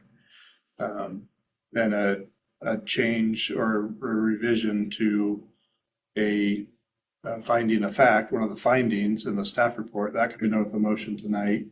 It changes automatically, we don't have to write it out ahead of time of that. So you could say, we changed the finding to this and still move forward with proceedings. So I did state when I pulled in there to look at it, that, yeah, the first time I drove past it because the blue building's blocking it, and I even knew that Curtis Flooring's there. I walk that all the time, so I know it's there because I walk it all the time. But when you're driving, yeah, it's real easy to drive right past it because you don't see it. So I do see what the hardship is, but I also had some questions on signage Questions for who? I don't know. This. Or are they questions for staff or are they questions for the applicant? Well, I don't know, like, how far out, like, it doesn't. If it's specific to the signage, that is an application that comes to city staff and we'll review Yeah, those. yeah, well, that's, see, they're adding on signage now that hangs out further that is, on the new plan. Yeah, I have a question for staff. Have all commissioners been supplied with the current city code? we don't, I was provide given a hard 3-ring, copies. I was given a 3-ring. Yeah, we don't do those anymore. It's all on the city's website now. So I would highly suggest you print off your own 3-ring binder and bring it. Unless you have a laptop or a phone where you can access it online. Staff's look on the sign specifically is gonna be, as in there, is that they'll be required to submit a sign permit. They're gonna have to abide by all the city sign code provisions. That's not part of this discussion today. Not necessarily, when we look at this, and unless it's got the exact dimensions and all that in there, we look at this as we see that this is where signs are gonna be located. The sign permit prior to, there's an additional requirement that'll have to go through. for permits. So I would say, take it as this is kind of about where they're gonna be. But just know that they'll still have to get permitted. So where we're at in the proceedings, we've heard the application or the applicant's testimony. There's nobody opposed or in favor providing testimony. We have no further clarifying questions for staff. We need to determine if we need to continue the meeting at a later time, or if we want to leave the testimony open and close the meeting. Like, this is procedurally where we're at. So if we need more time to deliberate, I would suggest we have a continuance because it's nearly 9 o'clock. We're going on 3 hours. Well, they're different. So we're just talking continuances of the public hearing, which is public input. If you close the hearing, you still have time for deliberation and a decision tonight. So continuance is for the public hearing. After the public hearing is closed, then you'll move into deliberation still this evening. Or you can postpone that till a later date as well. Right, this is where we're at now. I say no continuance and an additional deliberation. I guess where I was kind of leaning with that question was, would if they submitted better argument for hardship, could that change the current city's position on Staff is not the decision body on this application, this? so it's. I know, but you make recommendations. Yeah. Could that change your recommendation if they submitted more paperwork for hardship? This is No, deliberation. this is, Yeah, it's really into the. So I suggest we move to deliberation. And these are good questions. We just have to procedurally move Yeah, yeah. through where we're at. Okay, so there's no continuance, there's no request to leave the record open. Does the applicant waive its 7-day period to submit final written argument after closing the record? Yes. Okay. Public hearing is now closed. Now we can deliberate. This is still going to be on the record. We can talk about whatever we want, talk to the city. And when we're done deliberating, we are going to issue a final decision. We're either going to approve with modifications, or we're going to deny the application. Everybody on the same page? Okay. So what was your question again? I'm sorry. We had to go through that. No, it was just that it seemed like the argument to hardship was not met in the original application. yeah. And they seem to be making the argument that was what was the intention, was to say that this is an unusual hardship, is that you can't see the building. I guess I should have done a little more due diligence on. Yeah, But- so I'm just wondering was what I'm hearing is that had they worded the application different or had emphasized more on hardship, would have that changed? Well, Well, I'd we suggest can- this. Yeah. They've submitted their application. Right. Staff has made their recommendations. And the applicant has also made an argument of why they do meet these criteria. And the criteria is like that's the law that we're Right. judging the whole Yeah, thing. I get that. Should we approve the variance or not? So you can kind of take everything you've heard and read so far as, information that can help you decide whether they've met the criteria or not, whether we should approve based on the criteria. So for me, I would like to amend the staff report and say they did meet the criteria for hardship that was not self-imposed. This is not a self-imposed hardship. This is how the building was built. The other building, and if we use the same standards as we did the last hearing, the hardship was not self-imposed because that building next door to them was there. And the argument that was used in the last hearing, that why didn't you move the building over, is like, well, that makes my business function different and I need to have it here. Now, so that's my opinion on the first missed criterion. Yeah, so that's criterion E, the self-imposed. Yep, I'm saying that I would like amendment to the staff report to say, I believe that the hardship was not self-imposed and that criterion should be satisfied. The second part of the green belt, and the setback from the sidewalk and the amount of landscape, we approved the last hearing of 5 feet, reduction of 10 to 5. This one has about 3 feet. And they made the case that they need to be closer to the sidewalk. It's a showroom. It's they need the space of the building economics of why it is the size it is. And that's up to us to decide. So is the first point of my opinion. But that is for us to decide whether or not we want to stay consistent at the 5 feet. If we're changing to commercial 2 or commercial 1 and it's going to be straight to the sidewalk. That's something that we as a group need to decide. And granted, it's 9 o'clock. We've been here for 3 hours. Maybe we need more time to think about it, but I also want to take this time to, while we're fresh and it's fresh in our memory, to have a conversation about it. If I could, I just want to restate something you said, to use the correct terms, just because I think it might add to conversation later.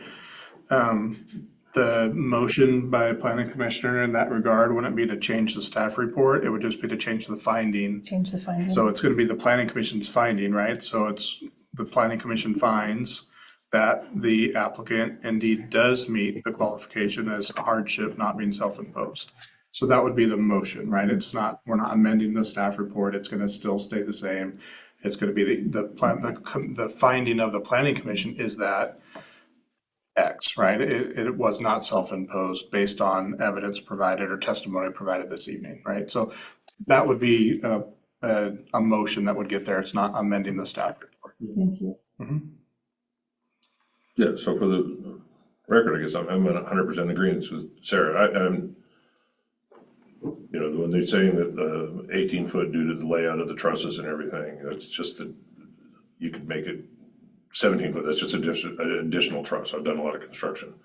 That's the cost of one truss, is what you're saving by keeping them consistent with 2 foot. And that we did do the 5 feet earlier, which is what in my mind I keep going back to, is that it seems like we could, I don't know, I think I'm very much in agreement with what she's saying, that I think maybe a little more of that it could be pushed back a couple feet, be closer to what we did for the Joes, and still get them the frontage that they want. And I very much appreciate the fact that it's meeting the Timbertown theme, and they've done a lot to try and meet that. But I also feel like we kind of set a precedence earlier on, and that was kind of more of a self-imposed hardship because he wanted a specific size building. And that was, a choice that he was making to, I want to make this is something he's not, this is a true, that it's not self-imposed. This is a building that's blocking everything there. So it's, I don't know, yeah. I agree, and I would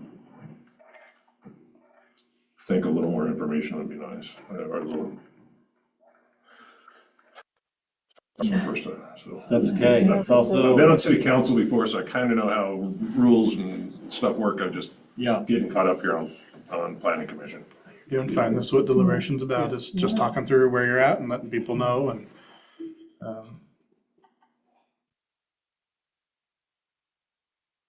everybody's all of a sudden looking at Yeah. Commissioner Cup. Anybody else want to share? Anything to add? Yeah. I was just gonna note that, I know we did 5 feet for the other one, but we've also got, I guess, non-conforming in the case of the westward building, but I don't know that, my opinion that we've set a precedent with the 5 feet variance. I think that we have. Yeah. I mean, if we, it's not like we've been doing 5 feet, 5 feet, 5 feet for like a long time. Yeah, Variance that's right. can be what the variance is, it seems to me. It's also different circumstances. Yeah. One is more self-imposed, one is not. One is due to a straight hardship. Yeah. Of an existing building that was put up 20 years prior to Well, building. I don't think we should look at it like a precedence. I mean, I think each, I was thinking I'm more kind of going community. along your lines. I think each one is its own unique little thing, and I think we deal with it that way, rather than trying to do a one-size-fits-all thing. Yeah. I was just thinking of the connecting, it's that they're adjacent properties, right? So if it's 0 and a little bit more and then a little bit more, then how does that visually look? And what is the intention of the update to the comp plan and to the zoning and to having these new setback requirements or greenbelt requirements that is coming at some point? But at the same time, I think Chris said earlier, like, we're dealing with what we have today, and we don't want to negatively impact a business based on what today's code is. We want to be able, and when in 2 years it could be different, and they could have built exactly what they wanted without any of this conversation about a greenbelt setback. So but I agree. It's not necessarily for me precedence. It was just like we want to be fair. We want to be equitable. We want to make sure we have a standard and we stick to a standard. And I also think that the adjacent properties is more like what I was thinking, that would maybe look a little funny, but at the same time, I'm thrilled with the elevations and how it's going to look and the showroom windows. And I know we talked about signage. I think that's going to be really cool. So I think it's going to be a huge benefit to the city. So I don't want to leave the applicant with a negative, or disheartened feeling about this. But I think those are, again, more my concerns. So I'll just let other people. I want to make a quick comment on some of the things you touched on, Sarah. We do want to adhere to a standard, and the standard is the current code. And the current code says light industrial is a 30-foot setback. And I think we're in murky waters when even the staff report is like, well, yeah, we can make some prescriptive provisions and we'll call it, commercial, because it's going to get zoned commercial anyways, and it's all very prescriptive and not. That provision is specific to use, not zoning. So the land, the But that's use of for the property is what determines between green space, green space. not setback. Yeah, and 30. Correct.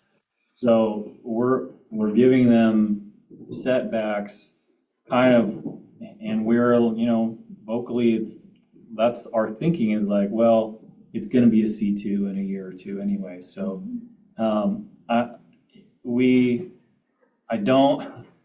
I agree with where our dialogue is going, because I think both of these applications are going to improve our city. They're gonna be beneficial for the businesses. But I think we should be careful not to get too,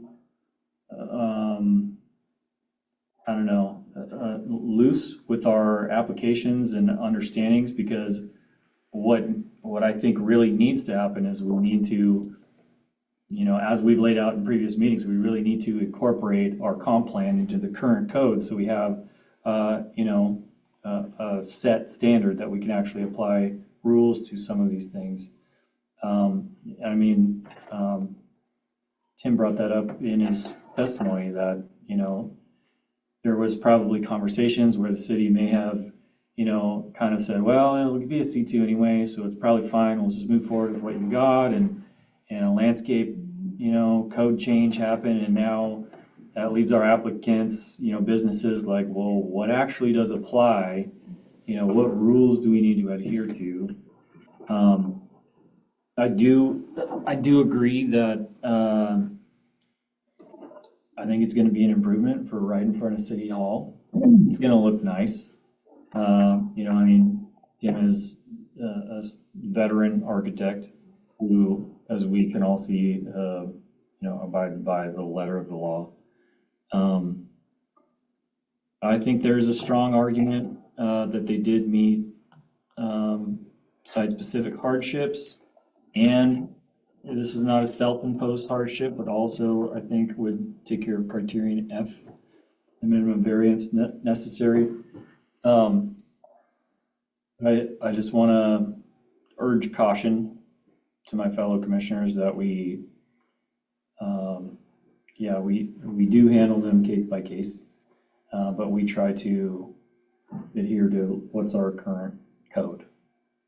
You know, we try to like fairly, you know, work with businesses that come in with variance applications. So. Just procedurally, it sounds like the commission's getting to point ready to make some decisions, so just along that procedure. So procedurally, a motion, if there's a decision to change findings or create findings of the planning commission, that's just by way of motion, so you just make the motion as appropriate. There'd be a second. If it's seconded, then there's still some time for deliberation about that motion, right? So if the word is not quite right, or somebody feels it didn't capture what you were feeling, so we get a motion on the table with a second, and then there's still time for some deliberation about the specific motion. We can vote on that. It sounds like there's at least a couple different provisions. Look, and those can be combined. They can be separate, so you can handle one, see if everybody's good on it, vote on it, handle the other one.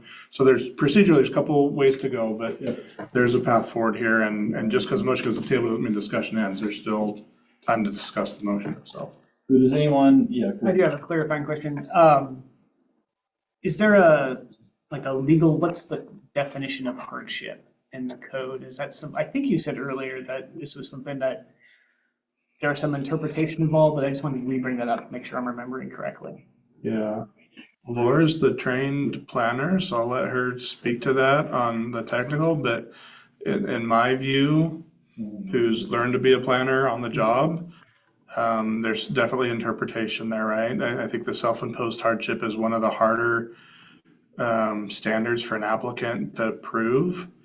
There are some scripted things that technically the city shouldn't be relying on as hardships. Typically it is, more traditionally, it is like geographic things like a slope or a wetland or something like that, where there's a natural feature to the property that doesn't allow for that development. For example, if the back 2/3 of the property was wetlands, we would see that as a not self-imposed hardship, right? Like they didn't create the wetlands, they were there, unless they did create the wetlands, that'll be the problem. But that would be kind of a more traditional, not self-imposed hardship that is site-specific because it's that site that has that issue. But if the commission feels that this is a hardship that is imposed on them and it's not their fault, then there's some latitude there that I would give. But I'll let Laura kind of go on the more stringent example or stringent definition, unless I nailed it. Yeah, it's a difficult one to define. So even if there's definition, there is loads of case law that would counter argue what that definition is. Yeah, the best place to look in the code is read the criteria verbatim. And on one of those, it does say site specific, and it gives examples of what that can include. Those examples are not supposed to be all inclusive, right? They can include, but it gives you kind of an idea of the items that you should be looking at for some of those. So there isn't a black and white, this is what it means. It really is why these decisions get elevated to the commission, because there are nuances to it. From the planning official standpoint, one of my main concerns and one of the things I mostly work with the planning commission on is to make sure that we're not gonna get challenged, whether this decision goes to the city council on challenge or eventually to the land use board of appeals at the state level. At any of those steps, it's gonna cost the city money. We've got to defend ourselves. We've got to have a record. We've got all those things, right? So that's something to be mindful. That's the check, right? There's the balance. The check is if you make a decision, said we feel that this is not self-imposed, and somebody who's testified tonight that said we don't want this, they could just argue we don't think it's or we do think it is self-imposed. We do think it is, and you say it's not. And you make the decision, they could appeal that decision to the city council, and then we go through this process again of determining whether it does or it doesn't. That's the check, right? And if they still don't agree with that, they can appeal that to the state. And so that's the check, right? So I guess tonight, nobody's testified opposing this. Nobody's testified saying they've got any heartburn over the lack of landscaping up front or the setback encroachment. There's been no testimony here, so honestly, nobody's really got standing to challenge the planning commission's decision. So if that helps at all, nobody's really gonna be in a point to like check you on this one, so it really is kind of your determination. And you don't need to be overly concerned that somebody's gonna challenge you on that, make you defend that position.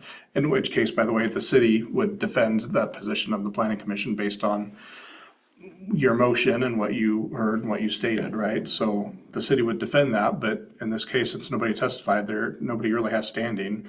So your testimonies, this is kind of a good first one for you to be making some changes if that's where you're comfortable doing it, because more than likely, there's no way for this to get appealed. We've got a recess says, this is great.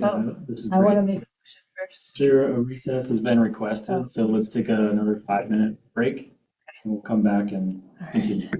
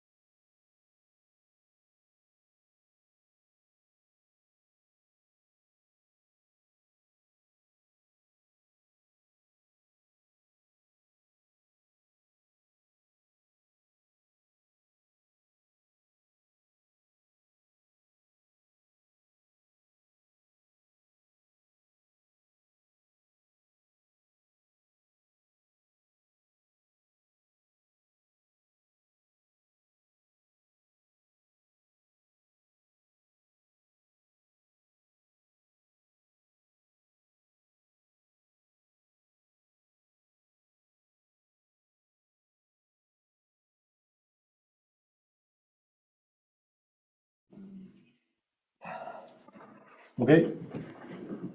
Call the meeting back to order.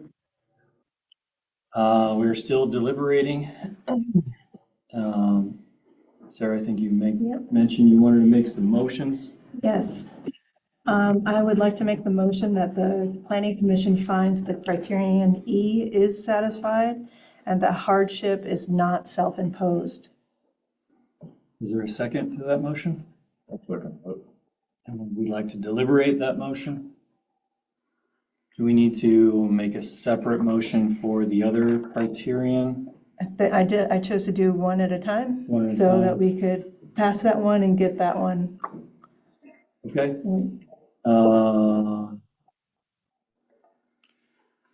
Motion's been made and there's a second. All in favor? Aye. The motion passes. Would you like to make another one? I think I still have some, like more deliberation on the greenbelt. I'm not sure, like the lot line has 1 foot of space and then it looks like there's another 2 feet at least in front that they would most likely landscape and take care of somehow, or maybe we add the condition to the approval. Chris is like already looking like you're not saying it the right way. But like, We can't put any conditions on any property that's not theirs. okay, So that's. City rules state that the adjacent property owner has to maintain that portion of the right of way. okay, So whether it was a landscape strip or it was a sidewalk, the adjacent property already has to do that. So you so wouldn't need, there's you wouldn't need to. So they'll be required to do. so, But yeah, if it's not part of the site plan, the city can't tell them which bushes they have to put where right, in that other portion that's not the 1 foot greenbelt strip. Okay. So that's the part that's that's why I was asking what their intention was with that space. You know, it sounds like they already are gonna plant things there and maintain it, so. yeah, So we're on the second one, reduce the 10-foot. yep. That's Pretty the, well, because and that's criterion B, I think.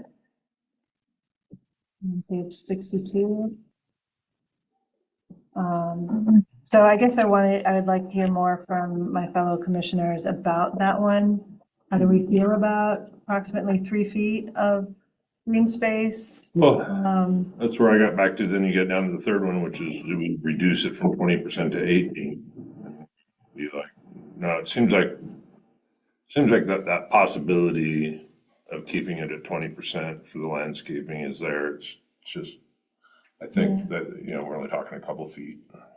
And that's my opinion, is that I don't. That one's I met. don't- Yeah. If they do the landscaping on that 3 foot stretch, right? And so the 20% gets met, perhaps. And then, so that's no longer an issue. Or a not satisfied criterion. Well, by the letter of the law, Okay, I think it's still not satisfied because, it's not their property. yeah, it only counts for the portions on the property, within the property. Okay, Physically, it would be there, Yeah. but technically, as far as what is on their property, the 20% on their property wouldn't be there. The applicant did state in their comments that they would be, they would find it acceptable to bump that 18 up to 20 as a condition of the approval. And so that could be landscaping on the side yard, landscaping in the backyard. I mean, we would leave it to them to essentially just say, as a condition, and you submit a revised site plan that shows your landscaping covering 20%. And then we can handle that as a submittal, again, if you're looking at a site plan prior to issuing building permits. So we want to be a little careful there. They're not be too prescriptive, but I did write that down on the floor house site plan. It sounded like they were willing to move up to 20% as a condition of approval. Yeah. I think part of that deliberation, we should probably talk about what you were suggesting in moving the front door to facing the street. You raised concerns about, I was mostly concerned about the crosswalk or the sidewalk, connecting the sidewalk or the passageway from the sidewalk to the front door. The front door faces west, and that I'm fine with it facing west because it kind of faces where people will be approaching from their parking lot. But I would, rather than coming in through the driveway, I would like to see some concrete or a path or some way to get from the sidewalk. Because if the idea is walkability, a clear pedestrian pathway to the front door is walkability. Pathway through a driveway is not necessary. That's a shared use with cars and creates dangerous conditions. So that's kind of what I meant as far as that sidewalk connector to the front door. Yeah. I'm not necessarily opposed to that idea personally, just, but I think we should also consider that if we do make that a condition of approval, it's going to cost the applicant more money to have that designed and built. Well, they're saving money by building at 18 feet instead of 15 feet. Fair? So, and I think in their testimony, they said they'd be okay with adding that. Yeah. So, I don't know if we worry about how much it costs them as much as what we worry about what we want as a commission. But, because that's another thing I thought of too, is like, could we ask them to reduce the addition size? Just to create more of that space, and of course, could be a financial hardship on them. And I'm not sure if that extra 2 feet, like 3 feet of their property, 2 feet of the right-of-way is going to make that big of a difference. Yeah, that's And so, really our job, is weighing. yeah, The application is what it is, and we have to decide if we're okay with that, if it's good for the city.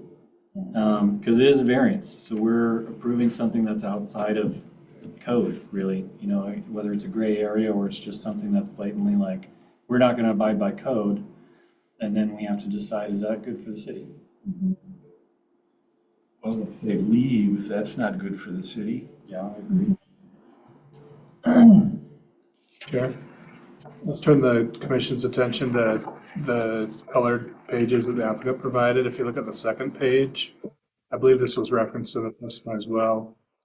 And maybe even Laura touched on it, but there is kind of a hashed area there for like a walkway, which doesn't deter vehicles from being on, or doesn't eliminate them from being down there, but it would deter vehicles from being on there. It kind of does have that walkway from the sidewalk to the door. The city's code requires that there is interior access to the front door. I believe it's 4 foot. It just has to be hard surfaced or something. Not going to be pavers, asphalt, concrete. So that's already kind of there. I don't think it would be. There's nothing I've looked then compared to like the site plan, and it doesn't show that out there. That the applicants may be open to just showing an pedestrian access from the sidewalk to there. Maybe not require that it be a sidewalk or concrete, but just show that there's access there that's in compliant with the development code, right? That they've got to have that access from the sidewalk to the front door. Yeah. And if they want to go sidewalk, concrete, they can. If they want to delineate that space with paint, they can. But, kind of leave it to their discretion idea, but that could also be added as a condition. And I don't know how prescriptive we can actually be with that condition, because it's really gonna come down to what's the city gonna approve for a building permit. that's correct, yeah. And whatever meets minimum code, for walkways. And it seems like what they have there, that hatched. That would meet current standards. Yeah. Yeah. So- Well, we would probably want Well, separation. But I mean, are we talking? We're getting like into the weeds a curbs, little bit, but- Bollards or? A lot of that's going to be reviewed when we're looking at building permit. Yeah, so that's not something that we can really make in a. But it is, I was just pointing that it would be Yeah. required to have some type of pedestrian access to that front door. yeah, it looks like the showroom addition is bumped back about 6 feet. So where the current hash marks are, it's not quite to where the front door is. But I agree that it could be a condition, it could not be a condition. It's getting into building permit or building Kind of outside of our scope. outside of our scope, so. But, We could make a recommendation, you know? how does everyone feel about 3 feet, 1 foot of theirs, 2 feet of city right of way as far as the setback? I don't know enough from the application how the building is internally designed, and if we make them move it back a foot or 2 feet, you know, how that would affect internal structures Yeah, or whatever. And that's what I'm saying, you know, we have to be careful with being too prescriptive and creating a hardship for the applicant, because it might be, if we go that far, they might as well just withdraw this application, put it in a new one, and we have to go through the whole thing. yeah, well, I'm kind of okay with 3 feet. I guess that's what my point I'm getting to is like, I think 3 feet could be okay. And if they could Is 3 revise foot? their site plan, 3'9". Yeah, it's almost Yeah. 4 feet, right? yeah, so like, I'm okay with that, so, and then I also like the idea of asking them to revise their site plan to meet the 20% of landscape area and approve the variance or finds the criterion for criterion B, the green belt and the landscape, that the conditions are met or approved by the planning commission. I'll need new language, but I say we let them move forward with their project. Yeah, I think, you know, what the applicant said, it comes down to what are the highest values of the city? I'm gonna read it, it's really good. This guy. We would lose a lot if they left, Yeah. so, or they didn't succeed. I guess that's the same thing. Goal 2 and 3. So criterion B, let me go back to that. Does that include Yeah, the, it's noted in criterion B also. Business retention, development, and attraction. A focus on long-term resilience, the city will support retention and expansion of existing businesses. I mean, I think with this application, the city gets that, and they get a new front facade that matches with the Timbertown. You know, it's done very well and professionally, and they've still got to jump through the hoops for the sign. And yeah, I mean, we're talking about approving the variance that's going to allow them to extend out, which, you know, considering that it's going to be a different zone, we're going to change it to a C2 zone when we incorporate the comp plan, which will allow for a 0 lot line. Then it kind of comes down to the issues, the green belt, and if we're going to get 20% out of them with that amendment. Yeah. 18, 20, it's minuscule. Yeah. What's the big deal? I mean, Oh, I mean, the applicant did offer the 20% doable, so maybe it's not a big deal. okay. Yeah, we're really harping on the landscape, and I think, you know, the drawings that I'm seeing, I mean, the current building is ugly as heck, and not to mention you can't see it, right? So they're fancying it up pretty good here. It seems like it's a total improvement for the city. And if they only can get 18% landscape, then what's the big deal? Yeah. So I'll just guide a little bit here. Criteria B, right, is hardship due to site-specific conditions, right? So in your deliberations, think about what are the site-specific conditions that are there. Look at the conclusions that staff have made based on that. There's quite a few things kind of here, and we've been touching on those. But in the deliberation and definitely in your motion, you'll want to be able to clearly articulate how this property meets this criteria, right? How has the application and/or what you've heard from the applicant this evening made the planning commission feel like the hardship is due to site-specific conditions as opposed to staff's current recommendation in the staff report that it doesn't meet that criteria. So focus in on there, and if there's specific language or changes you want to make, then that's kind of what the discussion is about right now, is what are those specific changes? Yeah. It's the finding, right, is what are those findings that are different among the planning commission based on what you've heard tonight than what was for staff based on the application that we received. Yeah, so unless there's any more deliberation. I'll be right there.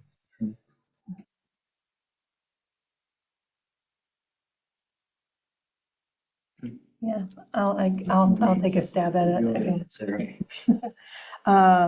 I'd like to move that the planning commission finds the hardship in criterion B is due to site-specific conditions and should be, the variance should be granted for this criterion. Okay, is there a second? I'll second it. Anybody want to deliberate or amend that? Do we need to explain why? Nope. No? I think our deliberation explains why, and it's all on record. Okay, all in favor? Aye. Motion passes. Okay, so we have amended the findings. So I think the, 2 of the 3, we got a third one that doesn't meet criteria still. oh, we got a Criterion criterion F, minimum variance necessary.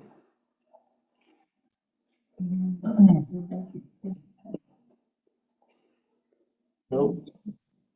if I keep on my current plan. We have found that criterion B has been met, criterion F, or criterion E has been met. Criterion F kind of hangs on both of those. So is Does there a the- motion? Does the 18 feet versus 20 feet play into this minimum variance or not? It does, it's part of the variance that we are Yeah, going to approve or deny.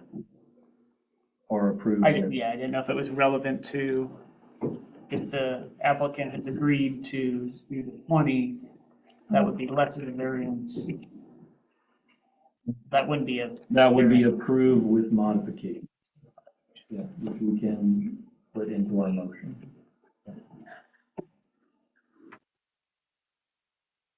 Okay, is there a motion on findings for criterion F? Or do we need more deliberation? I just had, I just had a question. The requested variances include reduction of the front yard setback to 0. That's not the way the plans reflect, right?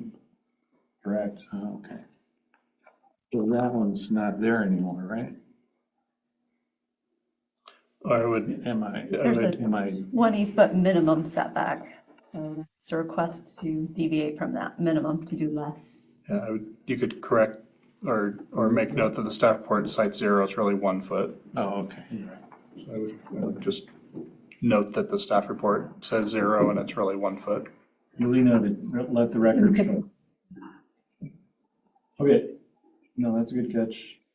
Is there a motion for, I'll make a motion that the planning commission would like to recognize that the record does demonstrate that the requested variances represent the minimum necessary to alleviate the identified hardship. is there a second? I'll second All in favor? Aye. Aye. Motion passes. Great, so we have found that. Was that vote unanimous? Yes. Okay, thank you. We found that, all the criterion are met for the variance. I'm really going off script here, so. So you can go back to the staff report prior to the addendum summary, prior to the staff report, there's some recommended motions there. So on page 38. Yeah. You see the commission has some options that are suggested by the staff. I'll let somebody else. Yeah. I'll just remind, it has been noted about the 18 and 20. If that's something you want to include, you could add that as a condition here. If you're willing to kind of include that as the site specific that you already have said that they meet, then you can just kind of bury it there as well. But if it is something you still want to address, you can still do that. Yeah, I'll let whoever makes the motion do so if they wish. Is there a motion? It'd be number two. And if you have any modifications, you just state them with your motion. So maybe commission options or the suggested motion? Commission, Commission options. And then, yeah, you just read it. suggested Yeah. motions, you just read that and then, All right, I move to approve all applications with conditions, approve file numbers 26 through 6-16, major modification, 26-12, variance, and 26-11, floodplain development permit, subject to the conditions of approval in the staff report. is there a second? I'll second it. Do we need any deliberation? No, all in favor? Aye. Motion passes unanimously. Okay. Final decision, did all that. Any participant not satisfied with this decision may appeal to the city council within 21 days from the date of this decision. And with that, I think we Just have a quick staff report if you want to hit that really, really quick. close. Good night, everybody. Thank you so much for your patience. We Thank you. like to deliberate. It's good to deliver. It's very good.